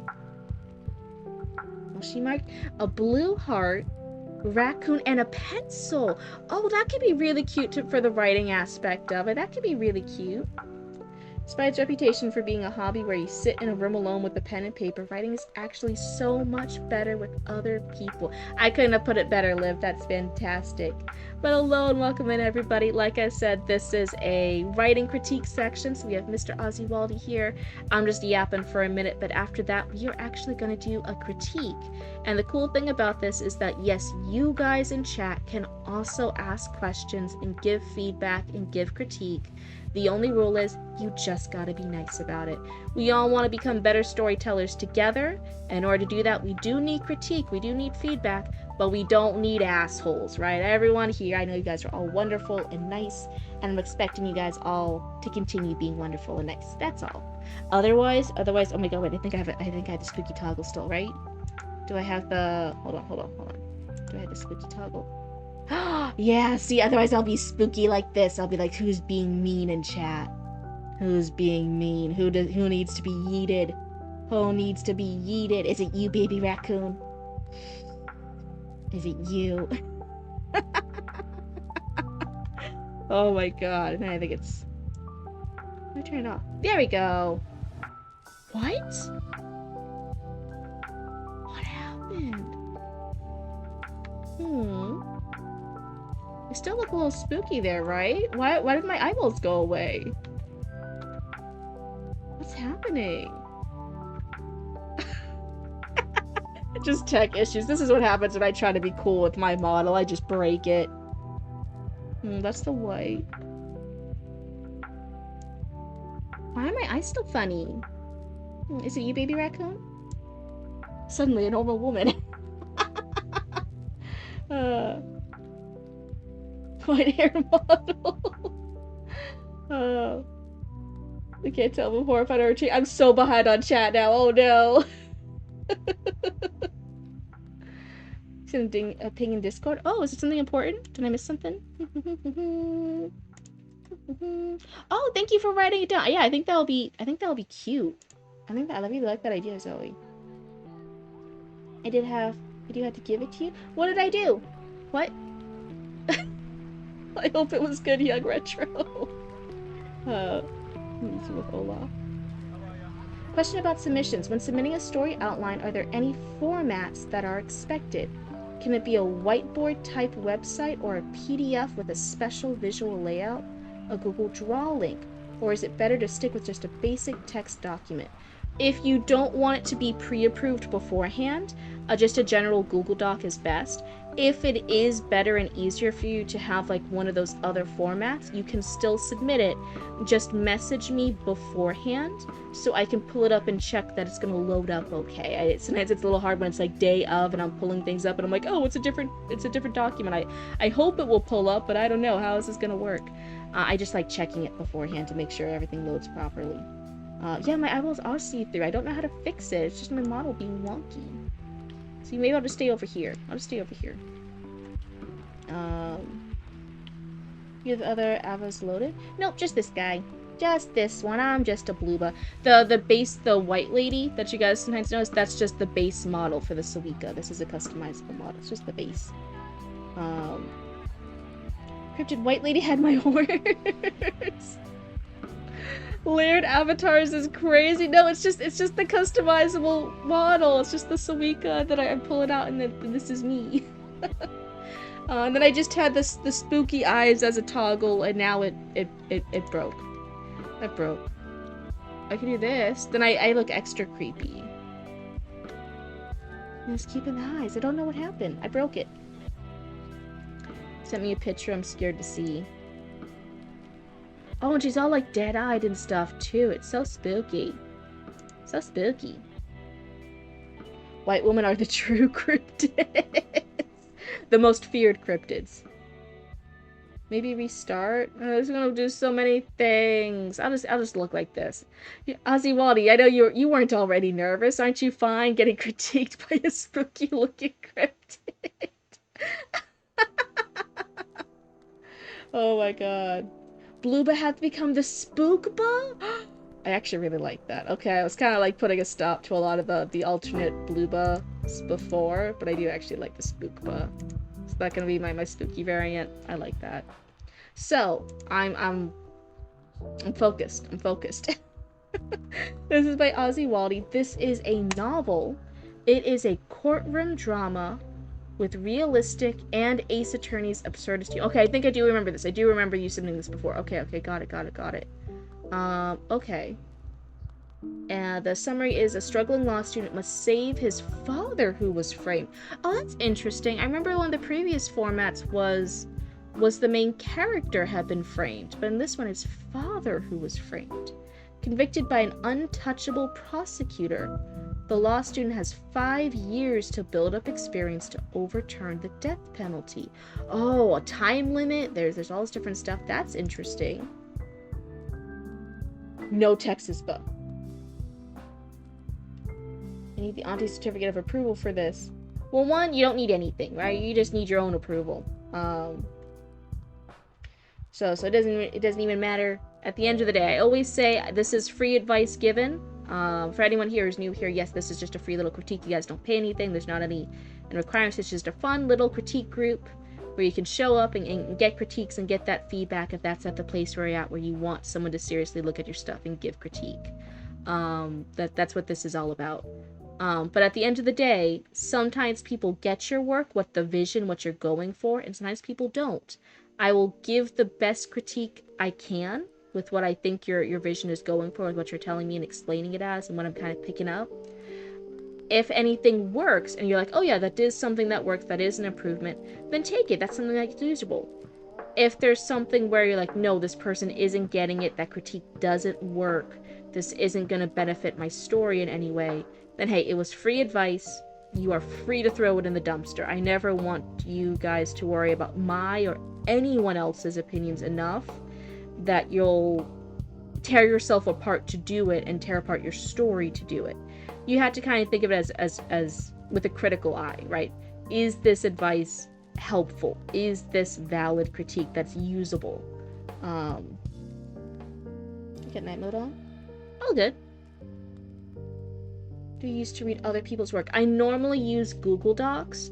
I am looking for, in the future, another alternative, because I know there's a lot of privacy, safety, and AI concerns with Google and whatnot now, so I'm looking at others. If, in the meantime, if you do want to submit something else and it's not a Google Doc, I just ask that you let me know beforehand, before you claim a time slot, just so I can pull it up and make sure everything works and I can load it up safely and okay. That's all. Oh, wait, to be honest, Cryptid, what's up, Young Retro? I always ask, does the advice get you closer to what you want to achieve with the story?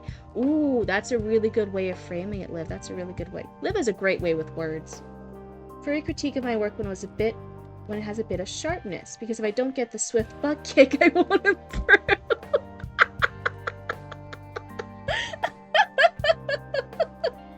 I like writing for fun, but I still want to be good when I do it. Low-key, not sure if you feel me or not. It is sometimes a little hard. Sometimes when people submit multiple times, and I kind of have that vibe, that feeling with them of like they're okay with the critique. There are a few people I do more critiques. I point out more things because they kind of get it. We're at that level where like that's okay. For the other part of my viewers and stuff who submit, right, it is sometimes their very first critique. Especially, and it's also nerve-wracking, right? It is live on a Twitch stream, and I do want to take that into consideration.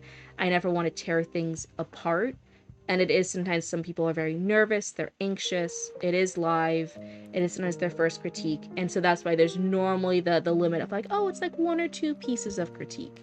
1 or 2 pieces of critique, it's a nice little opener, it's a nice little gut check for like, how does a critique work? For new people. So anyone new here, that's kind of the vibe. You're not going to be torn apart the first time you submit. You just get like 1 or 2 little pieces of critique. It's a nice little thing of like, oh yeah, 1 or 2 things to help me improve on. Got it. But as you keep submitting as you are okay with getting that critique, sometimes I do give more critique if they're up for it. You like ellipsis a lot? Yeah, I heard a lot of people saying that, so I'm considering that maybe that will be a good alternative. I had to see if there's any cool things for giving critiques, writing on things. I don't know. To go nuclear bomb me, but you can give me a bit of that grown man action. There's been this running joke on and off. Because one of the big worries, if I ever did open up stuff, and I did seriously consider opening slots for paid edit feedback. So I'm a baby developmental editor. I've done some free things for a few people here. Right now I'm working on hide and heart stuff and doing some custom stuff for them. But then the concern is, since the brand Cryptid Roots, where you get like critique from a blooba here on your screen, is very friendly, very nice, and it's just a critique. A critique and a full edit are different. A full edit is a little bit more brutal because you are getting paid to write and notice everything that you can. If you notice 101 things, you gotta keep track and write out the 101 things you noticed. If you notice 1,000 things, you gotta write out the 1,000 things you noticed. A critique, if you just want to write like, oh yeah, here's 1 or 2 things, that's fine. That's nice and friendly and easy, right? So there is that different vibe. Someone might really like a nice critique where I just nicely say 1 or 2 things, and then they might want to pay for an edit in the future, for a full developmental edit, and then I point out 101 things, and they're like, this blooba's so mean, she's evil, I gave her money and she tore my book apart. There is that worry of that difference, so there's a joke that I should market it differently. That here is the nice blooba stream, and then the actual developmental editing service is like a is a Dommy Mommy Dominatrix developmental edit. Where it's just the full dark mode where it's like, you know you changed point of view over there, you bad writer, you. What's this? You changed your tenses 3 times in the same paragraph? You know that's wrong. What did you do that for? Fuck you! would you say that to my face? Oh my god. That's so funny. Granted, there is the name shall not be spoken in omnibus. When do I do this? When do I do the Dobby Mama stuff? Never. It's just a joke. When do I do the critiques? I do them most weeks. I stream every other day, so it's normally like 3 to 4 times a week unless I'm sick. And most streams are the writing critiques and yapping streams. And then sometimes I have a little gaming stream to break things up. But I do like the stream, low-key. Oh, thanks, Young Retro. Oh, wait, I'm gonna blush. Fully pulling out the joke. Oh, yeah, I'm cool and a dummy mommy. And then someone gives me one nice compliment, and then I'm like, oh, I'm gonna go hide in the corner. I think people would actually give you money. I'm pretty certain that at least someone out there would give me money, but also like, holy shit, I do not know what to do with it myself. I know how to do it as like a joking bit. I do not know how to do it seriously. Wait, you're not my mom. That's right, call me daddy. Oh, is there raccoon news? I wasn't planning for it tonight. I think we're gonna do Aussie Waldy, then I'll see how my voice is doing. But if you do have raccoon news all set up and planned, then we can actually do that. Do we want to do that for next stream? She's in the hot. Whoa! Oh no. See, this is what happens. I just joke a little bit, and then I joke too close to the sun, and now it's gonna. Nobody clip this. Oh, you're still fixing stuff? Oh no, then it's all good. No rush then. We'll just do it next stream. I thought you were reserved. Perception deserved. There's an ASMRist I watch. She's dead. That was the joke, and then because some people, because it's the VTuber thing, it is the blooper model. When I started streaming, they tried to do the mommy thing a bit, and that made me uncomfortable. So then I tried to joke, and I'll be like, "Oh no, just call me daddy instead." But then people started doing that seriously, and then it still came up with the same like uncomfy vibe as the mommy thing, and I was like, "Oh no, wait, I'm uncomfy." And then that spun off into like, "Oh no, just call me Auntie Cryptid. We're fun, we're hanging out, I'm giving you advice, and we're having this little fun little thing. I'm like that like big sister auntie like vibe who's hanging out and giving you some advice and critique, and you guys can yap with a bit." And that felt a bit more like normal. That felt a little bit like it took away that too sexy edge. I'll joke a little bit. I like towing the line sometimes. I'll put it like a little hee hee. I'm gonna do a funny joke. I'm gonna do a pervy joke. Hee hee. And then I immediately run back. This is mostly a wholesome stream, except for when I get a crazy little hair antenna and I'm like, hee hee, I'm gonna do a dirty joke. Boof. And then I run away. That's kind of the vibe. We do a little trolling, yeah, a little trolling. I do a little jokey joke.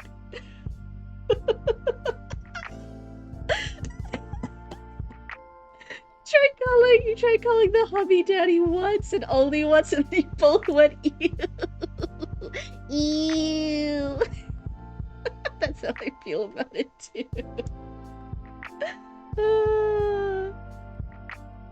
Younger sis is me. What are you talking about? What?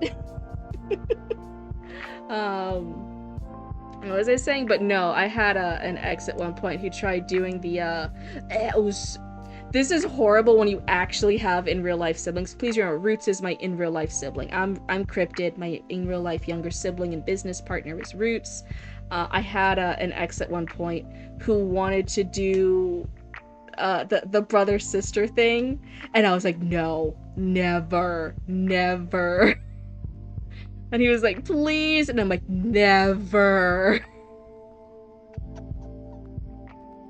Horrible. I'm like, I can never genuinely do that. Please no. And it became I almost hit him one time. Like I actually like almost like punched him. Because one time we were doing adult stuff, and he wanted to troll me. He wanted to have a little joke. And he, in the middle of us doing adult things, went into my ear and whispered sister, and I was like, and I cringed so hard. I I ended up punching him in the stomach. I almost punched him in the face. I like I like pushed him off me. I'm like, you will never. It was so bad. It's making me like cringe now about it. I hated it. Like, how dare you? Oh my god. So there's like definitely certain things. I know it's some people's yum, but for me there's certain things that's like so like no, you can't do it. Some person's cringe is the other person's yum, but that one was a really big cringe for me. I'm like, never.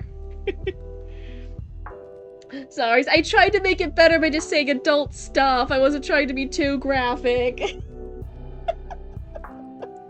What? It's definitely not anything else. It's just the playing Legos. Playing Legos. That's what we were doing. We were playing Legos. It was so horrible. I almost oh my god, I literally almost punched him in the face. Like, how dare you? Oh. I'll let my terrible work be a distraction. I am so sorry. You are right. We have been yapping too long. I have been distracted in ADHD too long. So, for everybody, let's go ahead and keep doing this. This is Aldi Wadi. Again, it's a novel, courtroom drama, and the things you are looking for the critique. I'm already focused! I'm already focused! What are you doing, Errands? I'm already focused! I take it away from you. The things you're looking for: overall quality, enjoyment factor, and clarity. For at least for the time being. For this particular critique, it's clarity, quality, and how much people enjoy it. Got it. Oh, thank you for the posture check. I'm also gonna take a sip real quick. Alrighty. Everyone, move your neck up and down. The model's doing it with you. And then left and right. The model's still doing it with you. My eyeballs look a little funny, but hey, that's all fine. Up and down, left and right. Crack your spine a little bit. Unshrimp your backs. You guys are all raccoons, not shrimps. Also drink some damn water. I just drank some! Stock plummeting. You don't read the instructions. My stock's plummeting. Baby, I need you to understand. If you have a Blueba model and you start talking about funny jokes, funny adult time jokes about what happened to you in real life, that's the stocks going up. The stocks ain't plummeting. You have a Blueba model. And you start talking about silly things that happened to you when you had sex before. The stocks are going up. Almost 14,000 points. Oh my god. Somebody's over here like being a millionaire. So case 1, sticky situation. So anyone who knows Ace Attorney, is that what it was called? Let me double check. Ace Attorney. Yeah. That kind of vibe. If anyone's super familiar with that, you might like this. And if you kind of know that vibe, then please feel free to chime in, let us know what kind of things work, what kind of things don't work. Because even though I kind of know some of the memes and some of the vibe of Ace Attorney, I never like fully played it. So if there's like more references or more things that fit that vibe that I might be giving critique on, and then someone who knows Ace Attorney is like, no, that actually works, please feel free to let me know. I always say when I'm kind of in or out of genre, and I'm a little out of genre here. Absurdist humor. Okay. I can kind of see it. Let's see. In the darkness, where the earth rumbled beneath their feet, the silhouettes shuffled. Okay. Shoulder to shoulder, varied heights and broadness, all swayed like the grass in the wind. Oh wow, this is an interesting job. This is I think a noticeably different start than what I remember it being before. The brakes on the prison van squealed, jolting Vlad and his fellow inmates forward. Though it wasn't like that. Months ago, a year ago, didn't matter. The routine was ingrained. Leave the van. His body searched for contraband. Prisoners switch between CISO of the police and the court's resident convoy unit. From armored personnel to jacketed. Finally get locked in a KKC or convoy room, a solitary confinement cell role-playing as a waiting room, where he had been waiting his court trial for an eternity. So one of the things, I think there's maybe a little bit of the clarity issue peeking in a bit. But I think we've mentioned before, right, that there is English as a second language. So I think there's a need to fix that. Okay, yeah. And it's totally understandable. But I think there's just like slight little things either with too short sentences or I feel like there was a moment where maybe the tenses switched. The man's body searched. The routine was ingrained. Leave the van. It's present. His body searched for contraband. Prisoners switch between Sizo, the police, and the court's resident convoy unit. Something about this, some of the tenses here, I can't quite put my finger on, but this one feels a little wonky with the tenses. Waiting and awaiting. So awaiting's here. A waiting room where he had been awaiting his court trial for an eternity. I could see that, where that's a little bit like repetition.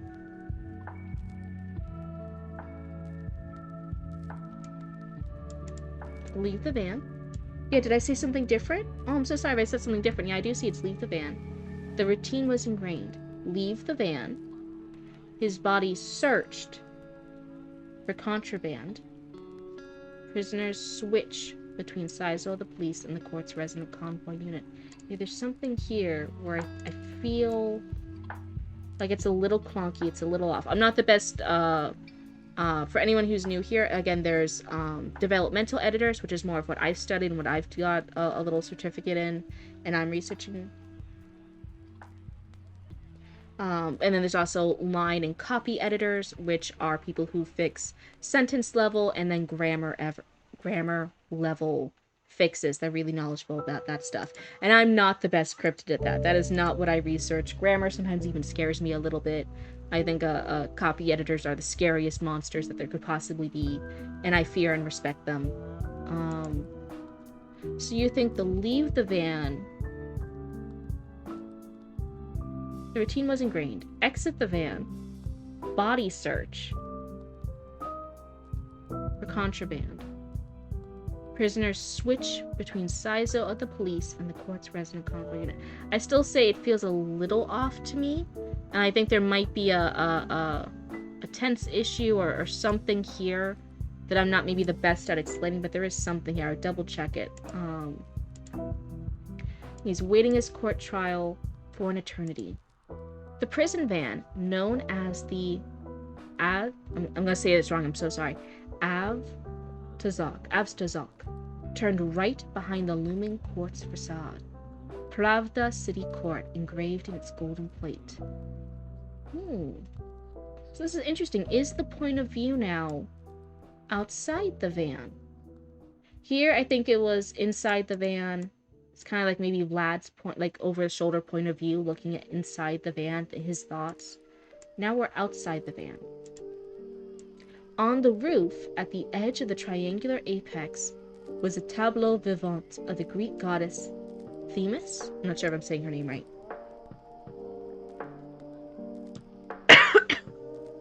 Okay, Izanoi says, I think the oddness comes from the sentence starting as embodied. Leave the van implies a first-person subject. Okay. That moves on to prisoners as an additional clause. Okay, so maybe if, let's say, if we got rid of prisoners then. Leave the van. Body search for contraband. Switch between Sizo of the police and the court's resident convoy unit. Maybe that does sound a little bit better. And back, I opted for cider as a painkiller. Oh, wait, what? What happened? Why did you do painkiller? If it works for you, it works. You think changing it to, like, make sure the prisoners or watch the prisoners? Body search for contraband. Watch the prisoners switch between... I think if you do that is annoying. Is Vlad... Vlad is a fellow inmate. Vlad is also a prisoner. So I think here, if you were to do what you were saying of like, oh, make sure the prisoners switch between Saizo and the police that almost implies that Vlad is not a prisoner, that he's just watching the other prisoners do this action. So I don't think I would do that. Hopefully have a low tolerance. Okay. I'll believe you. So I'm not quite sure I'd change it to watch the prisoners. But there is something here. Let's see. And we have this tableau vivant of the Greek goddess. She wasn't blinded like in other countries. While she held her scales of justice, a pool of snow in its pans.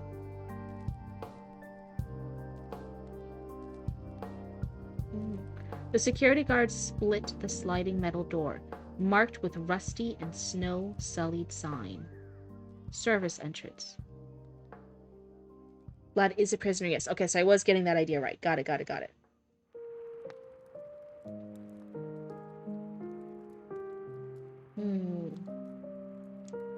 Guys, split sliding metal door, marked with... Should it be marked with a rusty and snow-sullied sign? Service entrance? Being marked with a rusty and snow-sullied sign.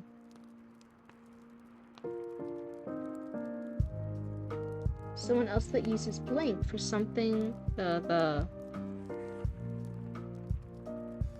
is being quoted but not spoken.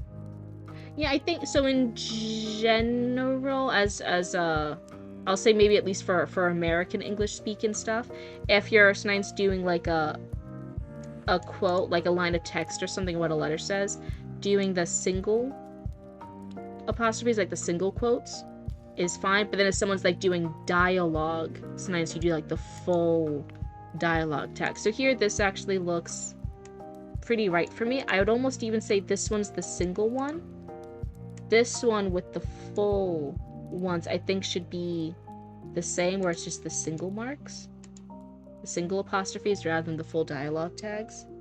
Because right now, if these are both things you can read, the fact that they're different ways of writing it looks a little off. Yeah. You got it. Prisoners exit their vehicle clumsily in a large rectangular parking area. Bags under their eyes, and the beards of the older folks were scraggly.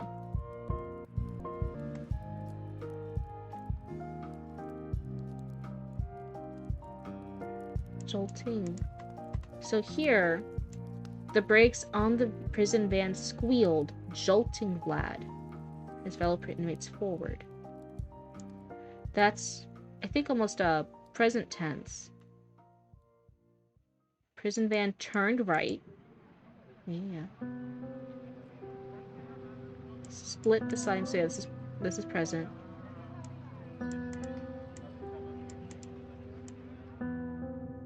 Folks were scraggly. Yep, like clockwork, the prisoners switch, and then the rest of the process. This is a quote. I'm not quite sure I understand this line. Yep, like clockwork, the, quote, prisoner switch, and then the rest of the process. Is this supposed to be in quotes? Are you just trying to say, like, oh, the prisoners switch, like, switch between the guards? Like what was mentioned up here with the police to the convoy unit?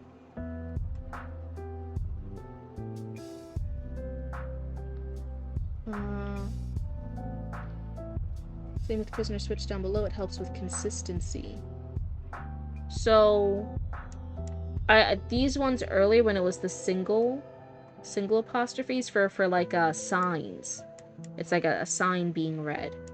Here, I'm not quite sure what this is in reference to, of why it's in this way. Click, creak, the bearded guard opened the door and shoved the cuffed Vlad in it.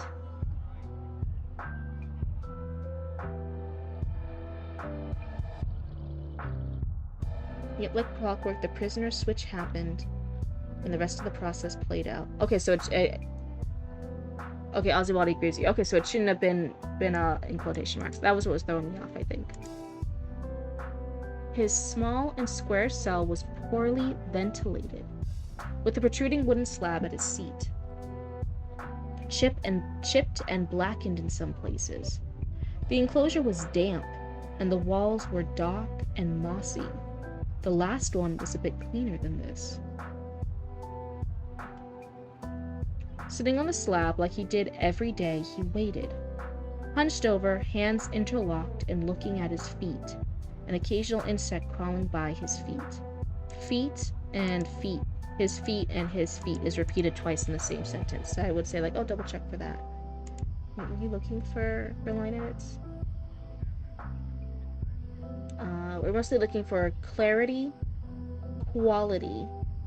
I'm not quite sure what quality, other than like me pointing out like little errors like that. I guess maybe that's quality. And enjoyment factor. Got it. Okay. Let's see.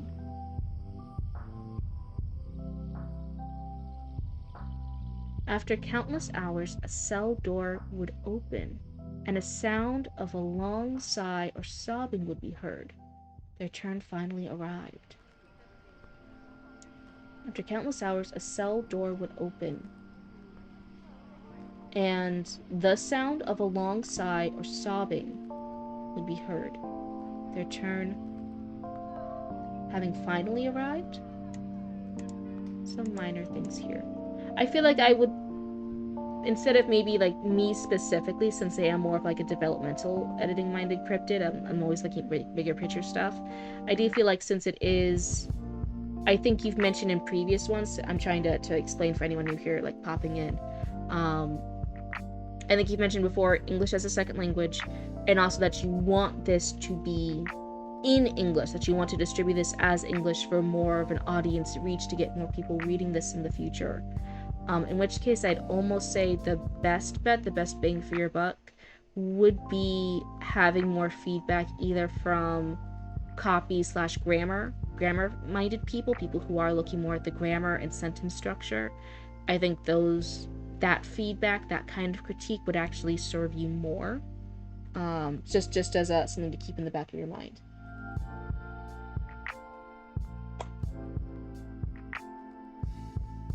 and Omnibus both appeared in stream today, so we just posted screenshots of it in the Discord. Yeah, I had tech issues. But also, don't look at me. This is pre-editing writing. Got it. Sometimes banging and shouting would be heard. The prisoners wanting to heed nature's call. The guards responded hours later, or not at all. This one, I almost wonder if this sentiment could be maybe two sentences. Like, let me see, like, what would be a way to slightly rephrase this? Sometimes banging and shouting would be heard. Prisoners wanted to heed nature's call. Period. Yeah, okay, maybe period. The guards would respond hours later or not at all. Yeah, I think that flows a little bit better. I think you got it. Your college schedule is a mess, Zoe. I'm so sorry.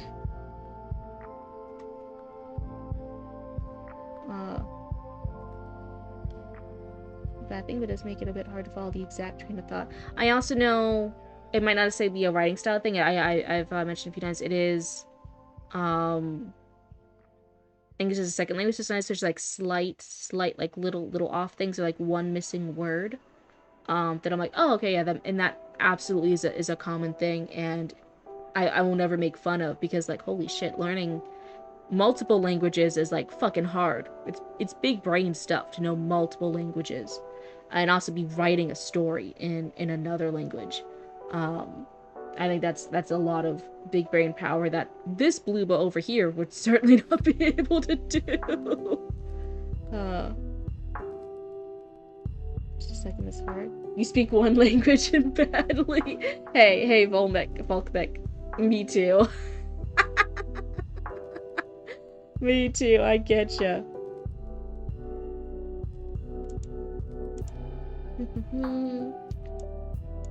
Sometimes, let's see, uncommonly, maybe after weeks, a whispered conversation would occur between the defendant and their attorney. Maybe after weeks. Is this uncommonly... Maybe every few weeks, a whispered conversation would occur between... Should it be the defendant and their attorney, or should it be a defendant and their attorney? Because it's kind of talking about like anyone who's a defendant might have a conversation with their attorney.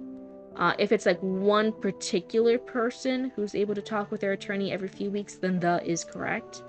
But if it's like the idea of like, oh, every now and again, like there's one of these guys is able to talk with their attorney, I think it should be between a defendant and their attorney.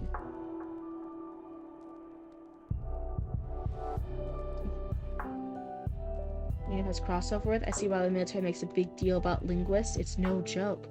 Oh, really? You're learning a third? You're learning Russian? Oh, wow. Привет. Привет. Oh, that's what you're trying to do too? Wow.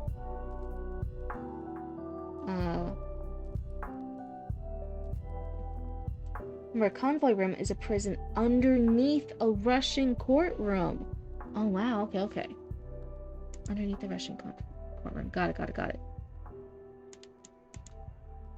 The rest of them, like Vlad, stared at their feet, mastering the art of being being a cocoon that bled.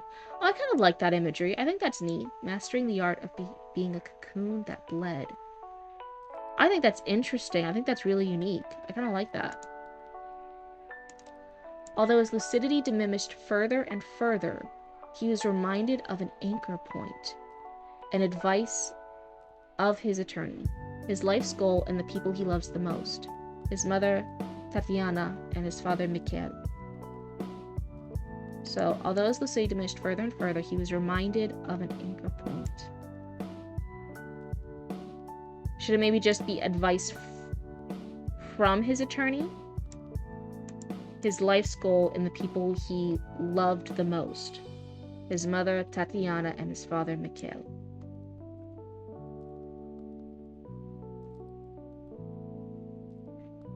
Let's see. My German friend speaks 5 languages? I'm almost like, how? I think German, normally, like, in their education system, they learn a few languages. And, like, isn't it like the Netherlands? Like, if you grow up in the Netherlands, you're taught growing up to speak multiple languages. It's very common for them to be helping me with Russian. And by helping, I mean he types an insult in voice chat and watches me struggle to pronounce it.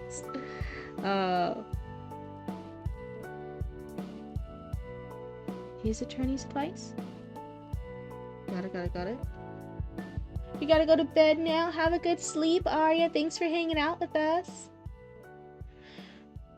You grew up learning French all through elementary and high school, and despite me only picking up writing after I found out about fan fiction, so I mostly wrote in English, my French roots still to this day affect the kind of English prose that you like. Oh wow, it's interesting you can trace it back to that. That's super neat. And people he loved the most, his mother Tatiana and his father Mikhail.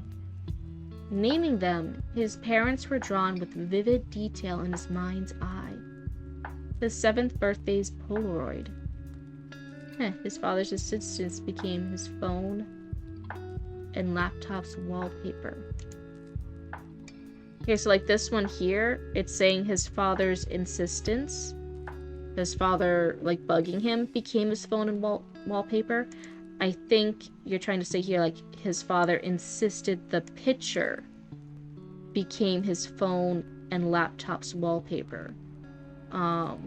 And if that's right, if I'm not like understanding that right, if that Polaroid became the wallpaper in the background, I'm not quite sure if it became Vlad's phone and laptop wallpaper or if it became his father's phone and laptop wallpaper.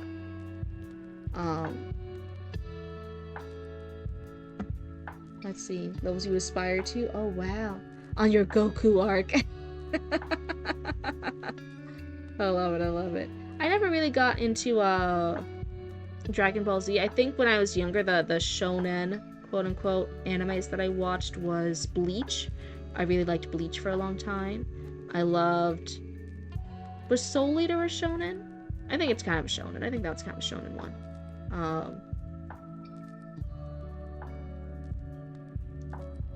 Oh, the blue demon from the frozen lakes of hell. What do you mean? I'm just a little cryptid.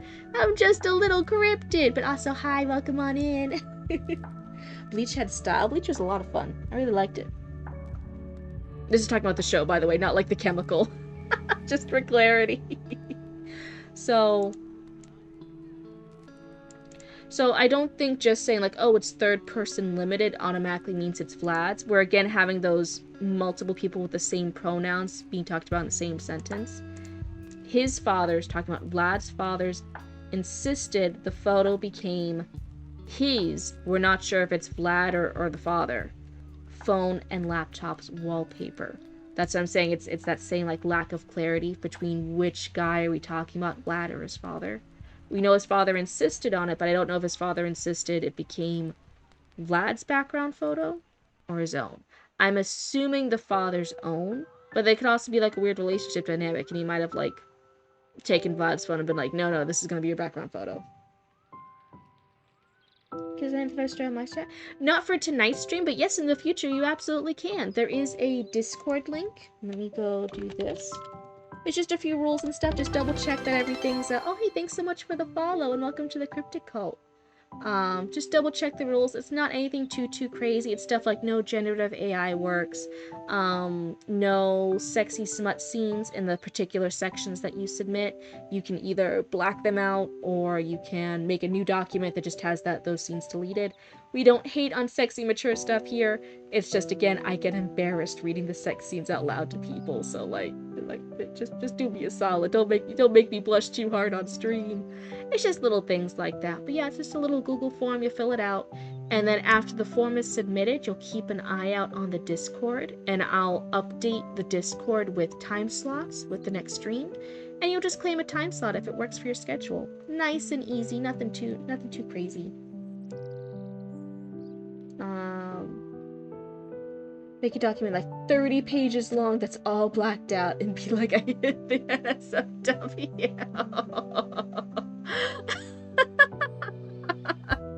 Yeah, I'll be like, okay, at the end of it, I'm like, just write out like a 1 to 2 sentence summary of what happened so we can get the plot. And understand what happened, and then we'll continue on our way. When they have those scenes, they sometimes black out the scenes for us, but even though their story has some sex scenes in it, and they'll just give me a little description of like, oh, this character and this character end up banging, this is what happens, or they have sex and then they fight, they have sex and wake up the next day. They'll just give like a little summary just so I know what happened in case it's plot relevant. They made love. Moving on. I want the opposite. They made hate. Moving on. Oh my god. 30 pages.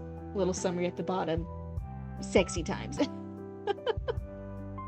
14,000 points! Huge congrats! Oh my god, I'm gonna have to... So I have to start thinking of what to do for the next 100k redeem. I don't know what I'm gonna do. Anyway, let's move on. You did it? Oh, that's super exciting. So yeah, if you just fill out the Google form and stuff, that's super exciting. Welcome to the community. And then yeah, you just keep an eye on the Discord after stream tonight or tomorrow. I'll update the submission times. And if that timeline works for you, then you'll just claim a slot. We'll be super excited to have you here. You're 87,000 points? Oh god, I really gotta think of an extra 100k redeem.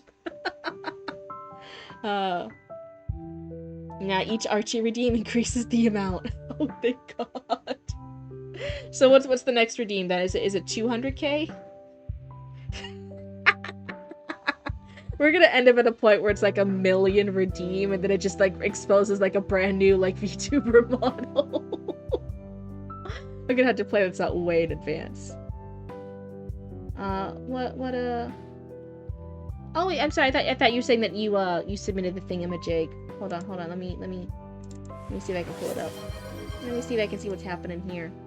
Oh hey, thanks for the focus. Let me just take a peek. See here. I want to make sure everything's working. for the new person. Let's see.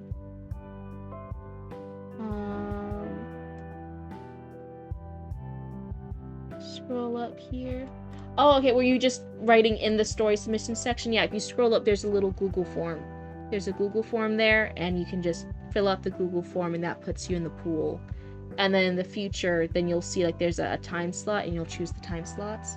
Let me see if I can show you on the window real quick. For any other newcomers here too, this is good to see.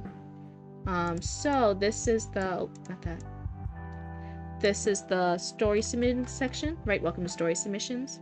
It says the rules right here. The next thing after that is the Google form that you fill out. You can either click up here or here. This is the form you fill out with your story.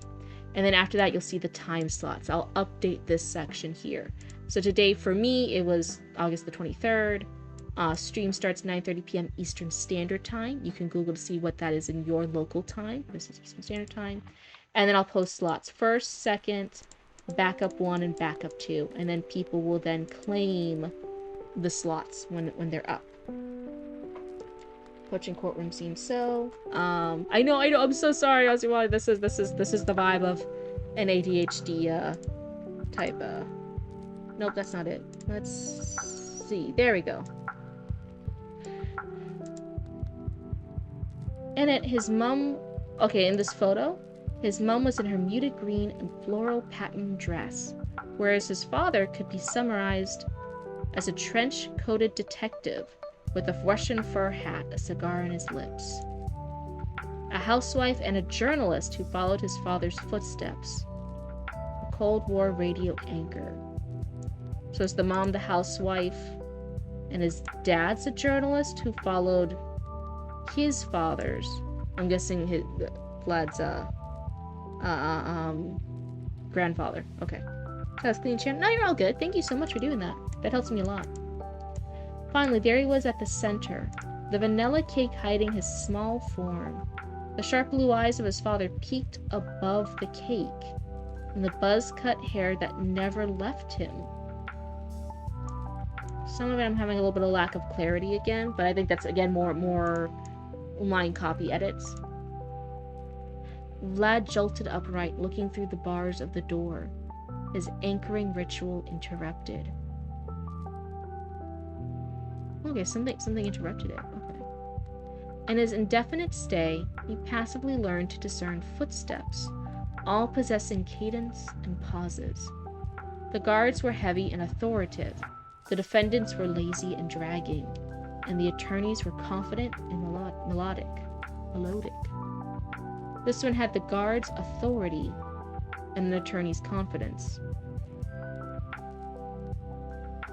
So here, this one, so we have authoritative and confident, and then the next line here we repeat authority and confidence. So I wonder if this one could be rephrased to avoid that repetition of reusing the same words. Of this one, like, had a mix of the guards and an attorney. Something new. Is it currently turning midnight? How long does stream normally run? It is 11:54 p.m. So yeah, it's about to turn midnight in just a few minutes. Stream times vary. They're normally a couple of hours. Right now it's about to be 2.5 hours for me.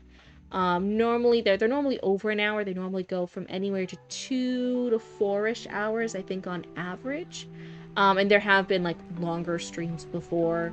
I think the longest stream I've ever done was earlier days. I don't do them as often now, but earlier days, I think I did an almost 8-hour stream.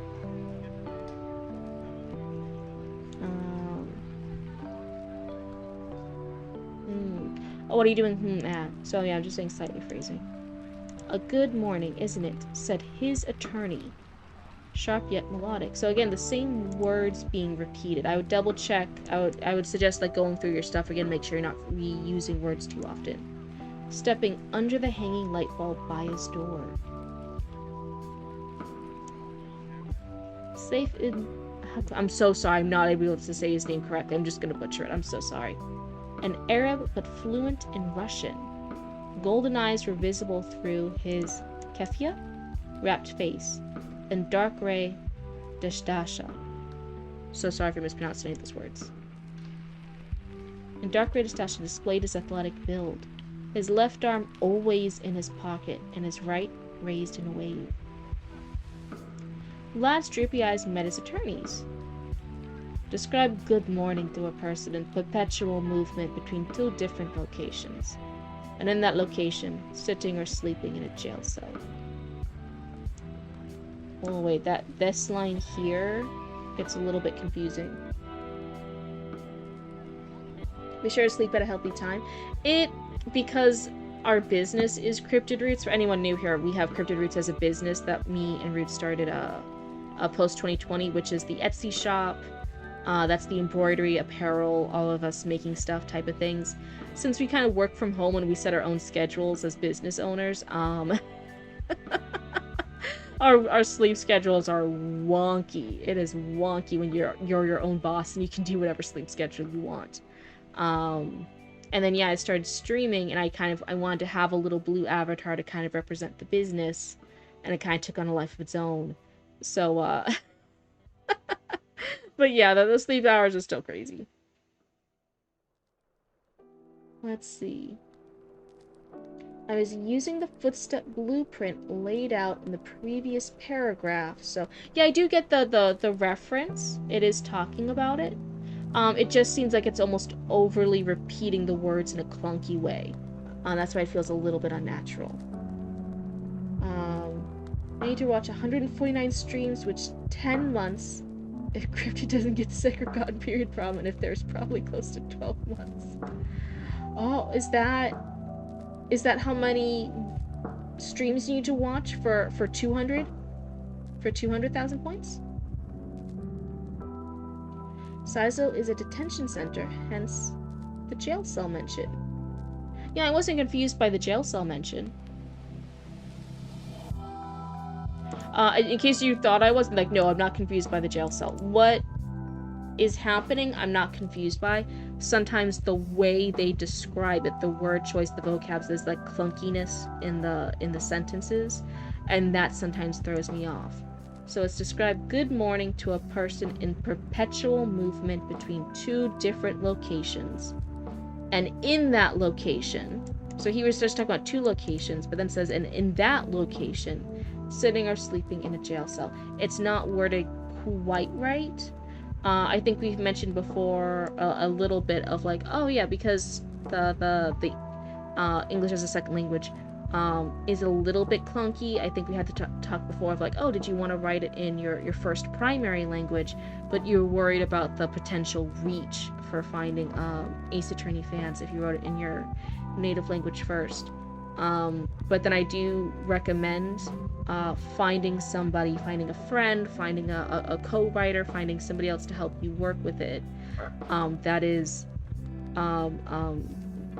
more experienced either in English as a second language or as English as the primary language, who's willing to go through and help you with this. Out for the night. Have a good night, Volkmek. Lots of neat stories tonight. Keep at it. Oh, thanks so much. Yeah, we have a lot of really fantastic writers here. There are next to none. Who wants to cover it? In this case, we're almost talking about almost like an edit partner. Sorry, Incomplete. I didn't mean to get you too excited, but I think for the ambitions, for the goals of what Ozzy wants for this Ace Attorney inspired piece, for an English market.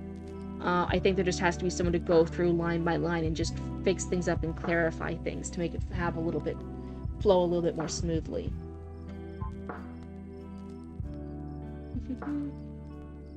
I'm too bored to have that. Sometimes there are people, if you promote this, if you talk about, if you promote that you're looking for this on social media sites and on wherever you want to post this project, like if this is going to be on like a fan fiction type site or something, you can post in comments and people will do it. If there's fan sites for Ace Attorney, you can promote there, saying that you're looking for help, for somebody to help you with that kind of stuff. That sometimes can help. But you can't find somebody unless you reach out and you put out those little feelers to look for that partner. It doesn't necessarily, if there's no budget, it can just again be somebody doing it for the love of the game. You're looking for somebody more with with no budget, and that's totally fine. Just be upfront about that.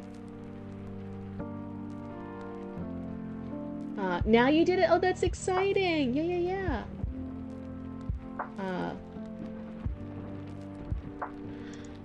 Is it understandable? Let me see here. Describe good morning to a person in perpetual movement. 2 different locations. I get like the gist. I get the gist of what he's saying. He's kind of being like a little snappy back to his attorney, being like, oh, like, yeah, like describe a good morning to somebody who can't really have good mornings because he's just shuffling back and forth between 2 different bad places. Are you able to help write stuff down? For what? For what? Some people do critique for critique. That's true. I know what they say about misery. They love a good company. From scratching his chin, a finger jutted toward Vlad. This time, it was a law student. Maybe it was a law student. Well, I'd love for it to piss off to someone else, preferably to the pedophiles next door. Okay, here I do admit I'm kind of lost what's happening. So they say, misery loves company. I kind of get that reference. But this time it was a law student. Is he mentioning, like, there's a miserable law student? And then it to piss off to someone else. Probably the pedophiles next door. This probably do admit I'm a little lost here. Really? Safe's eyebrows raised, turning to the next door. He took that literally. No, Vlad shook his head. It was a figure of speech. Didn't know any of these defendants and their crimes. I see. He looked at Vlad in his peripheral vision. Your mother is increasingly concerned about your studies. 3 months is too long without it.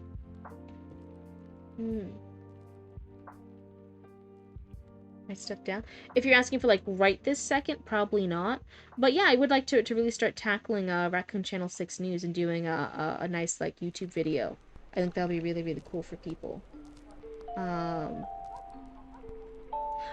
is the law student. Oh, okay.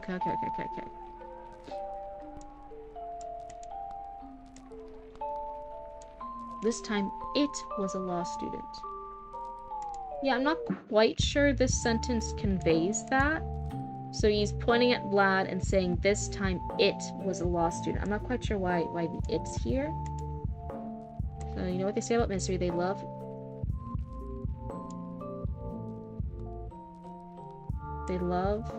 a good company. I think it's they love good company.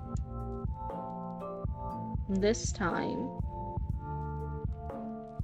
Did you just say this time it's you? Something about this. This has to be rephrased slightly for clarity. 3 months is too long without it.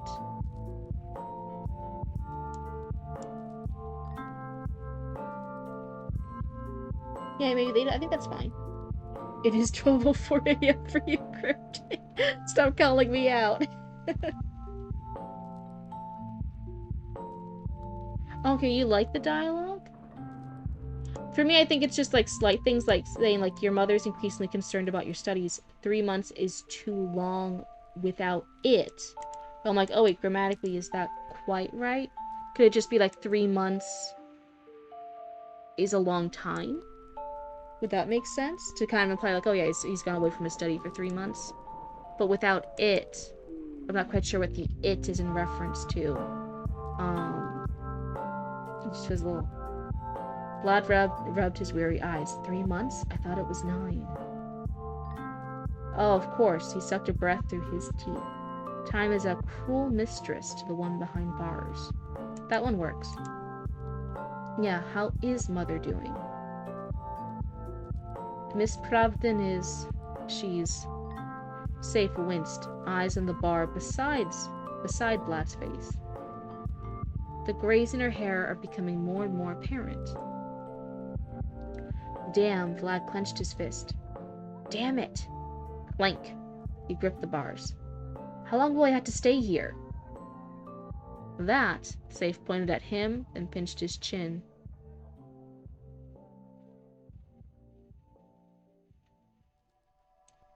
Less for a natural fear. I'm not necessarily going for, like, it should feel modern or like a young person.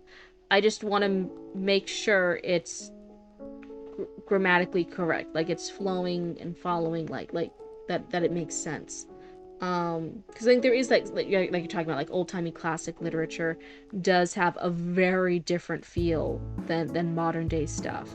But on a technical level, for the most part, it still was flowing well.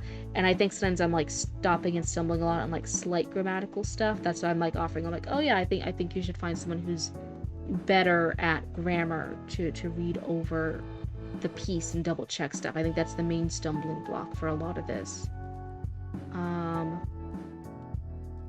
For, like, here, Safe pointed at him, then pinched his chin. So is Safe pinching his own chin or pinching Vlad's chin? I asked the guard, who was good with us, about that. Apparently, the high-profile and high-class criminals of your batch are done. Now it's the turn of regular civilians, and subsequently, God willing, within the next 5 minutes, yours. Okay, I think this one flowed okay. This one was okay.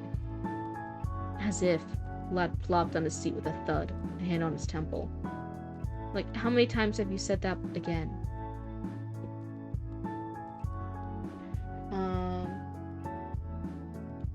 I wasn't going for any style intentionally, I just wrote. Okay. Get more serious than raccoon news. No more silly business. Well, there will be silly business. Raccoon Channel 6 News is pretty silly.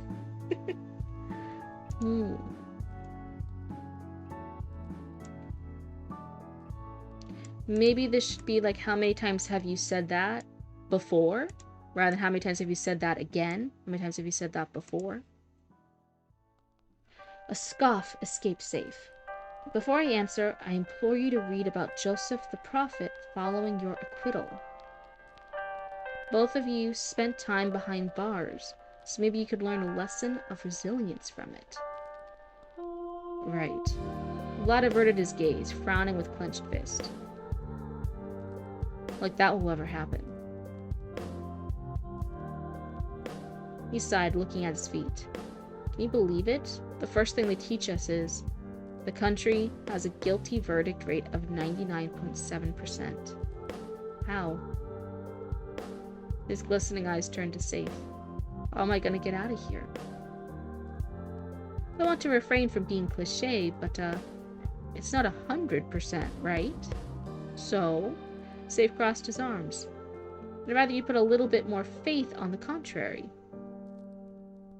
Manifesting is a real thing, you know? Hi, Black Iris. Good morning. Oh, it's good morning for you? Yeah, it's just past midnight for us here, so I guess it might technically be good morning. But yes, this isn't actually my writing. We're doing story critiques. The author up here, you can see in the upper right-hand corner, is Mr. Ozzy Waldy in chat. And this is an Ace Attorney inspired piece. That's really, really cool.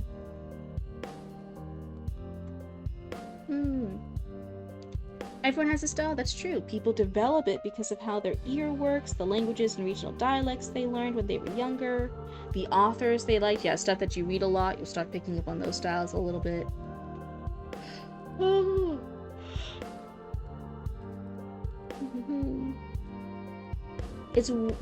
Tis I? Yes, you are the writer here, yes. You probably increase ads for you, okay, to earn more money for you. I was thinking of that. I think I've increased them slightly, like a smidgen, but they're still pretty low because if the vibe is to have someone be here and talk and yap a little bit while I'm reading their stuff, I don't want them to miss the story. Like if I'm over here and I'm giving advice and then they get ads like in the middle of that, oh no, I would feel so bad.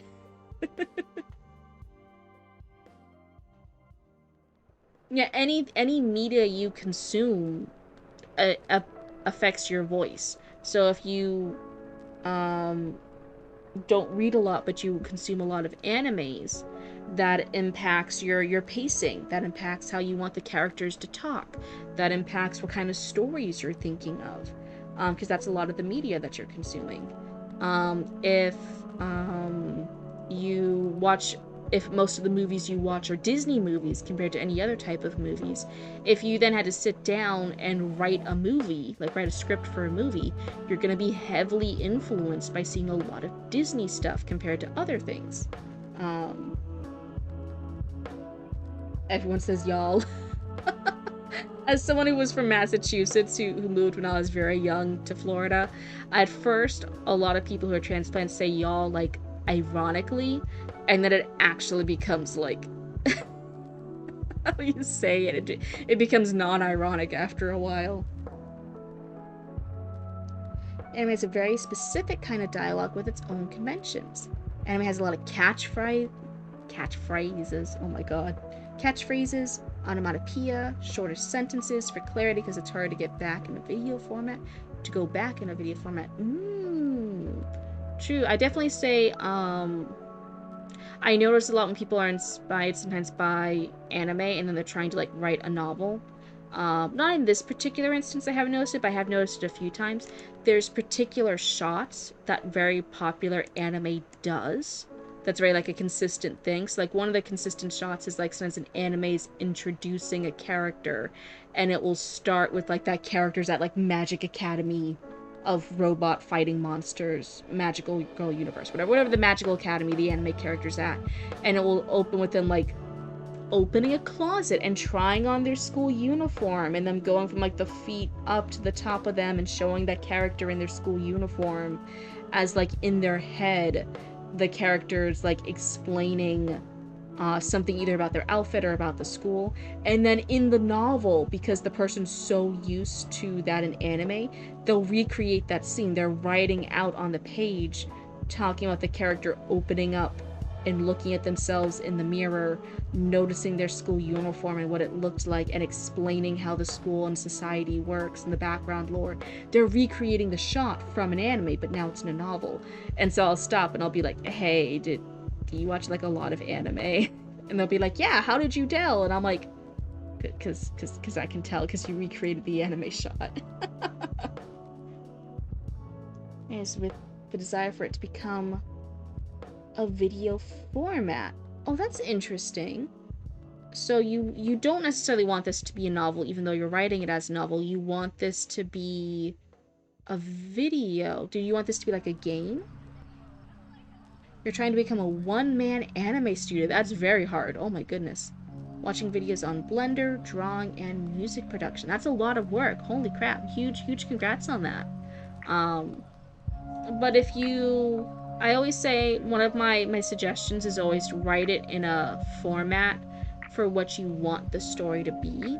So like last November when I was writing The Three Little Witches, right, that very clearly went from a novel to I was picturing it as something visual, either as a webcomic or an anime type thing. I wasn't sure what it was going to be yet. So I switched. I think you should write in the way that you want the format to be. So when I realized it wasn't going to work as a novel, it did have to be a visual medium, I switched and I started learning script writing so I could write out either a webcomic script or an animated script. If you want something to be a web novel versus a classic novel has some slight different nuances to it and what things you can do and get away with. If you want something to be a web novel, just fully write it like it's a web novel. If you want something to be a script for a movie, write it as a movie script. If you want something to be a manga, write a manga script. But don't be too caught up in writing it in a different format that doesn't work. Writing screenplays is fun. It's a lot to learn, but it was really cool learning about it. It's a light novel. Okay. It has visual elements to it. Just doing it for the money to fund the one-man anime studio. Well, one, it's really hard to do a passion project and assume it's gonna give you money. A lot of passion projects like this, you just have to assume they might not get you any money whatsoever. That's a really hard thing to realize, especially since it is at least the earlier version I know was more similarly Ace Attorney inspired, and when you're very similar to an IP thing, sometimes it can get a little bit into legal issues if you try to make money off of it. And this version is different so far. Maybe you've steered a little bit further away from the more obvious references to Ace Attorney, and so maybe in this draft it will be more clear. Has the IT job on set. Okay, good. You're writing something like that also? That's super cool. Manifesting is a real thing, you know? Fine, I'll try. So anything new? No, it's still the same thing. Digital forensics haven't returned to me with their result. I regret choosing the lowest tier of their service. Digital forensics. Should maybe digital forensics haven't gotten back to me with the results? I regret choosing the lowest tier of their service. Footsteps interrupted him, heavy and authoritative. Same thing, this is the third time now in the same scene where the footsteps have been described as authoritative, making their heads turn to the source. The court summon ye, the guard commanded, giving Safe the summons paper. Summons, and summons is repeated twice in the same sentence. Really? Vlad pressed against the bars with widened eyes. I'm having a trial? Yep.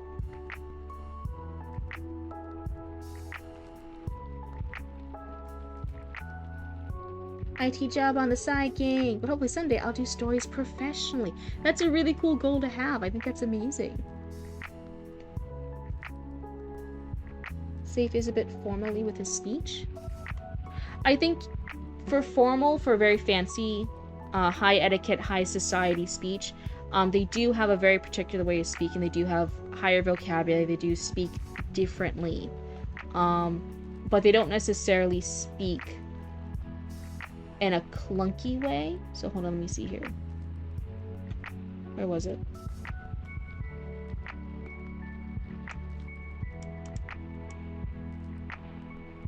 So digital forensics haven't returned to me with their result. So here that's saying that rather than gotten back to me, as in they've responded back, returned acts as if like he owns digital forensics teams and he's waiting for it to be returned like a borrowed book. He's waiting for someone to return his digital forensics team to him. That's kind of what returned here means. It's slightly off. So instead I think, digital forensics haven't gotten back to me or haven't followed up with me with their results.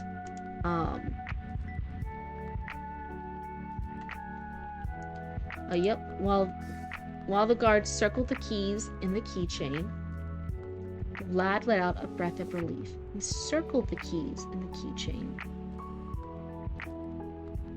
I'm not quite sure. He's not circling. He's not like walking around the keys. Do you mean he's playing? He's fiddling with the key and making it like go in a circle on the key ring? That's good. I can finally get this captivity over with. Safe placed his hand on his chest. And I shall do my best to see it realized. Slightly off. Safe went ahead for the public entrance, while Vlad was taken through the winding prisoner corridors. The courtroom and his trial awaits. So Safe went ahead for the public entrance. I think it's Safe went ahead towards the public entrance. Oh wait, my lo-fi beats. Hold on. You went to a drag show, Zatar? That sounds like a lot of fun. He is a conversational formal, not aristocratic. In that case, yeah, even for a fancier, for conversational formal, you still want them to mean the correct thing. You don't want them to sound slightly off. So let's see. To other service. You were asking flipping the key to switch it. Let's see. I don't even just say like he fiddled with the key. While the guard fiddled with the keys in the keychain, Vlad let out a breath of relief. He's just fiddling with the keys. He's just messing with them. Can't do them all the time, but you're hanging out with a new friend I made. That's exciting. I'm super, super glad. Sometimes drag shows have really fun themes and stuff. Was this a cool theme one or just like a general one?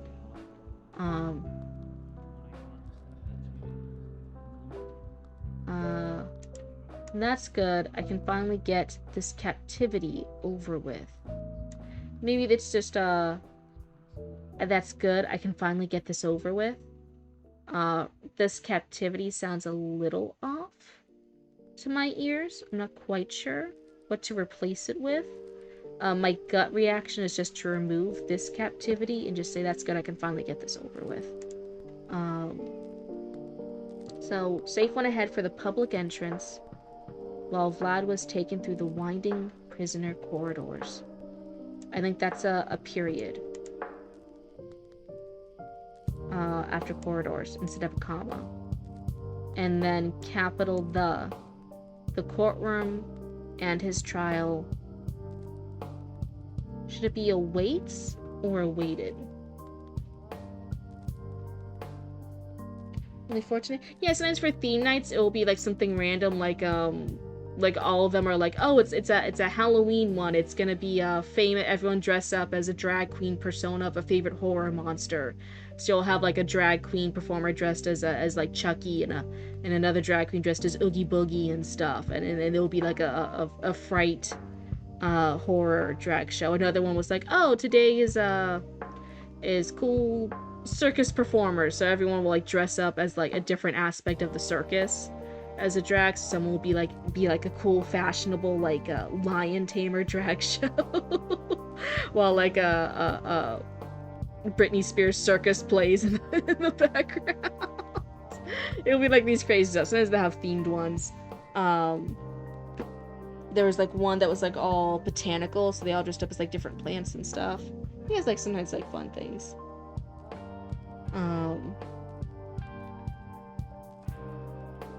The courtroom and his trial approaching. I'm not quite sure approaching works because it sounds like the courtroom is approaching because it's the courtroom and his trial approaching. His trial is approaching, but the courtroom's not approaching. That's not quite right.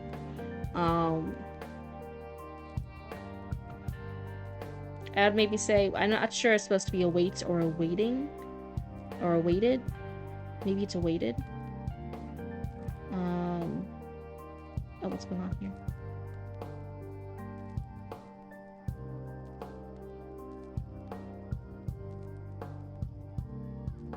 Well, Vlad was taken through the winding prisoner corridors, heading to the courtroom for his trial. Okay. Safe went ahead for the public entrance, while Vlad was taken through the winding prisoner corridors, heading to the courtroom for his trial. Yeah, I think that works. That works. Well, it's just your typical showgirls variety of fits. Nice, nice. Still amazing to see. Still amazing to see. Oh my god, I swear I can say words correctly sometimes. So I think that works. I did point out a few things here and there. How many pages was this? Oh, we actually got a couple pages done. 1, 2, 3, and then almost a full 4. So that feels like pretty good. But I definitely didn't grab everything. I didn't point out everything, and I don't think we fixed everything. I still think generally like the biggest thing would be like a little just a buddy who also likes Ace Attorney. If you're in that community, if you're in those groups, if you're in those fandom pages, generally reaching out to another fan and seeing if any other fans are willing to do a little beta read over and give you feedback on the grammar and spelling and word flow, sentence structure, I think would be the best bet. And I think phrase it that way, like go into the fandom spaces for Ace Attorney, say you're working on this cool project inspired by it, but that you want a beta reader, that you want another friend to have an eyes over it and to look out for these issues. And I think that'll give you the biggest bang for your buck. I think that'll give you the most help for this to make this project at the level that you're aiming for with the ambitions you have.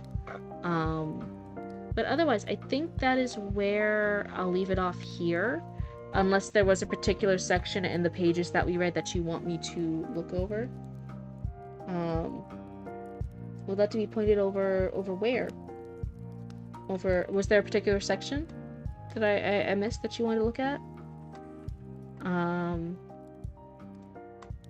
think I just have to highlight the last little bit. Let me take a sip here real quick. Oh, hey, thanks so much for the sub. Oh, that's so kind of you, Zoe. That's really nice. What was I saying?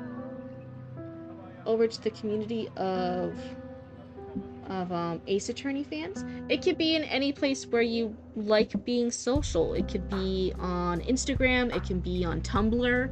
Tumblr's still very active, even though a lot of Tumblr users don't want you to believe that, because you like keeping it quiet. It can be on Tumblr. It can be on Facebook. It can be on... I know Facebook's kind of dead by now, but you know what I mean. Whatever social media sites that you like. If you like fanfiction sites and you start posting things there, put out in comments, be like, hey, this is really great, thanks so much for the feedback, is anyone interested in beta reading for an Ace Attorney inspired project? Whatever place that you're hanging out at, just look up for Ace Attorney fans there. There's Instagram groups, there's Facebook groups, there's Tumblr groups, there's I'm blanking out on social media sites now. If you just post on Twitter all the time and you have a bunch of followers there and you follow Ace Attorney artists and Ace Attorney fandom sites on Twitter, then hey, just make a general thing on your blog and be like, hey everyone, I really like Ace Attorney, I'm working on this cool project inspired by it. Is anyone interested in helping me out with it? I'm looking for like beta readers and grammar testers and stuff like that. And then after you've made that post, interact more with the Ace Attorney side of Twitter, you know, like the cool fan arts, like the cool commentaries, like the cool videos.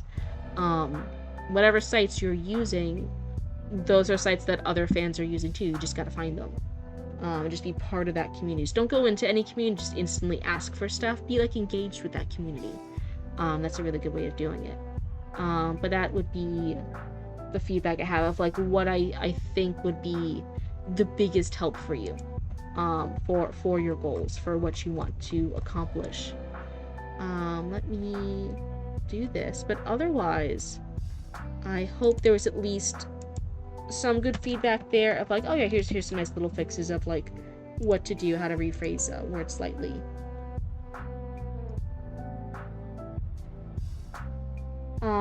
I guess I feel like the text being self-explanatory without me describing it, like the prisoner switch. If the fact that it was in quotes, like it was this weird term that was like in quotes, was what threw me off. But just if you had just described it normally, which I think is what you did the edit for, of like, oh yeah, there's a prisoner switch off. The prisoners are switched between two locations, between two different guards. If it was just described normally, then I got it. It was like, oh yeah, that's fine. I wasn't confused by that at all. It was when it was like in a quote, like it was a thing, that I was like, wait, what's the thing? All the goals are completed? That's actually crazy. Is it... Are we at the goal yet where I can add new emotes? Let me double check. Viewer rewards. Emotes. Let me full screen this for a second. No, I don't think I can have new emotes yet for you guys to use. Maybe in the future. I think there's like, as you get like a certain amount of followers or subscribers, then you can like unlock new emotes, like new emote slots.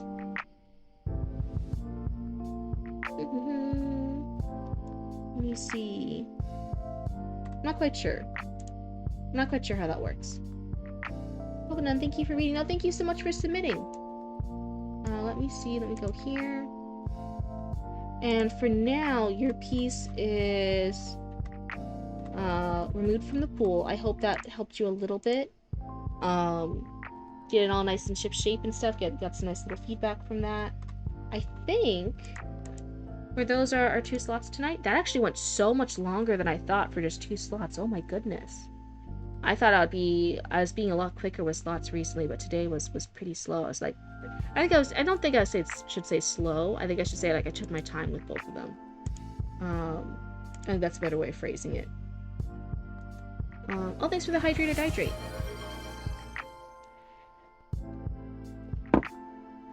Oh my god, that was a good sippy. For myself, I do. Have a good night, Ozzy Waldy. I actually think now is actually a good time for us to finish off too. Do we want to see if there's Let me see if there's anyone I know for a raid. Let's see. Same category? Let's see. Anyone fun that we know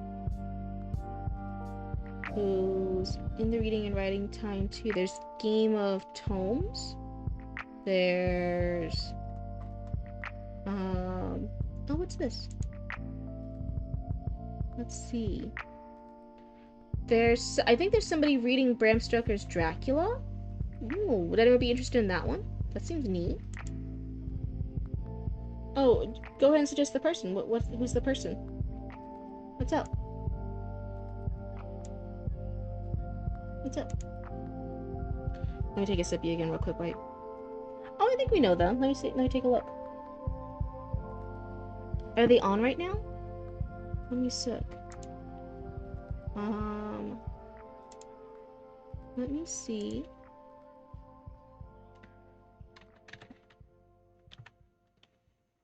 Oh my god, wait, how do you spell it? Maybe I need to look at it. Oh, Relic is the mod there. That's cool. Let me see. Let me copy and paste it on over. Control C. I think we're gonna do a nice little raid to end the day. I think that'll be nice.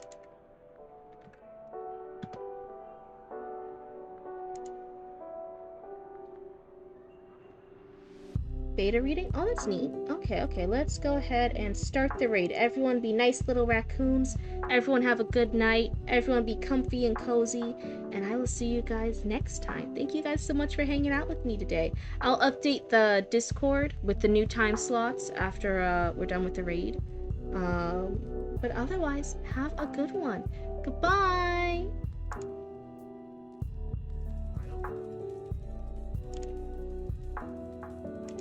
I just generally, when I see food, I think it's funny. Because I love food. Holy shit, Cryptid! Holy shit! Holy shit, guys! Raid! Welcome, Cryptid!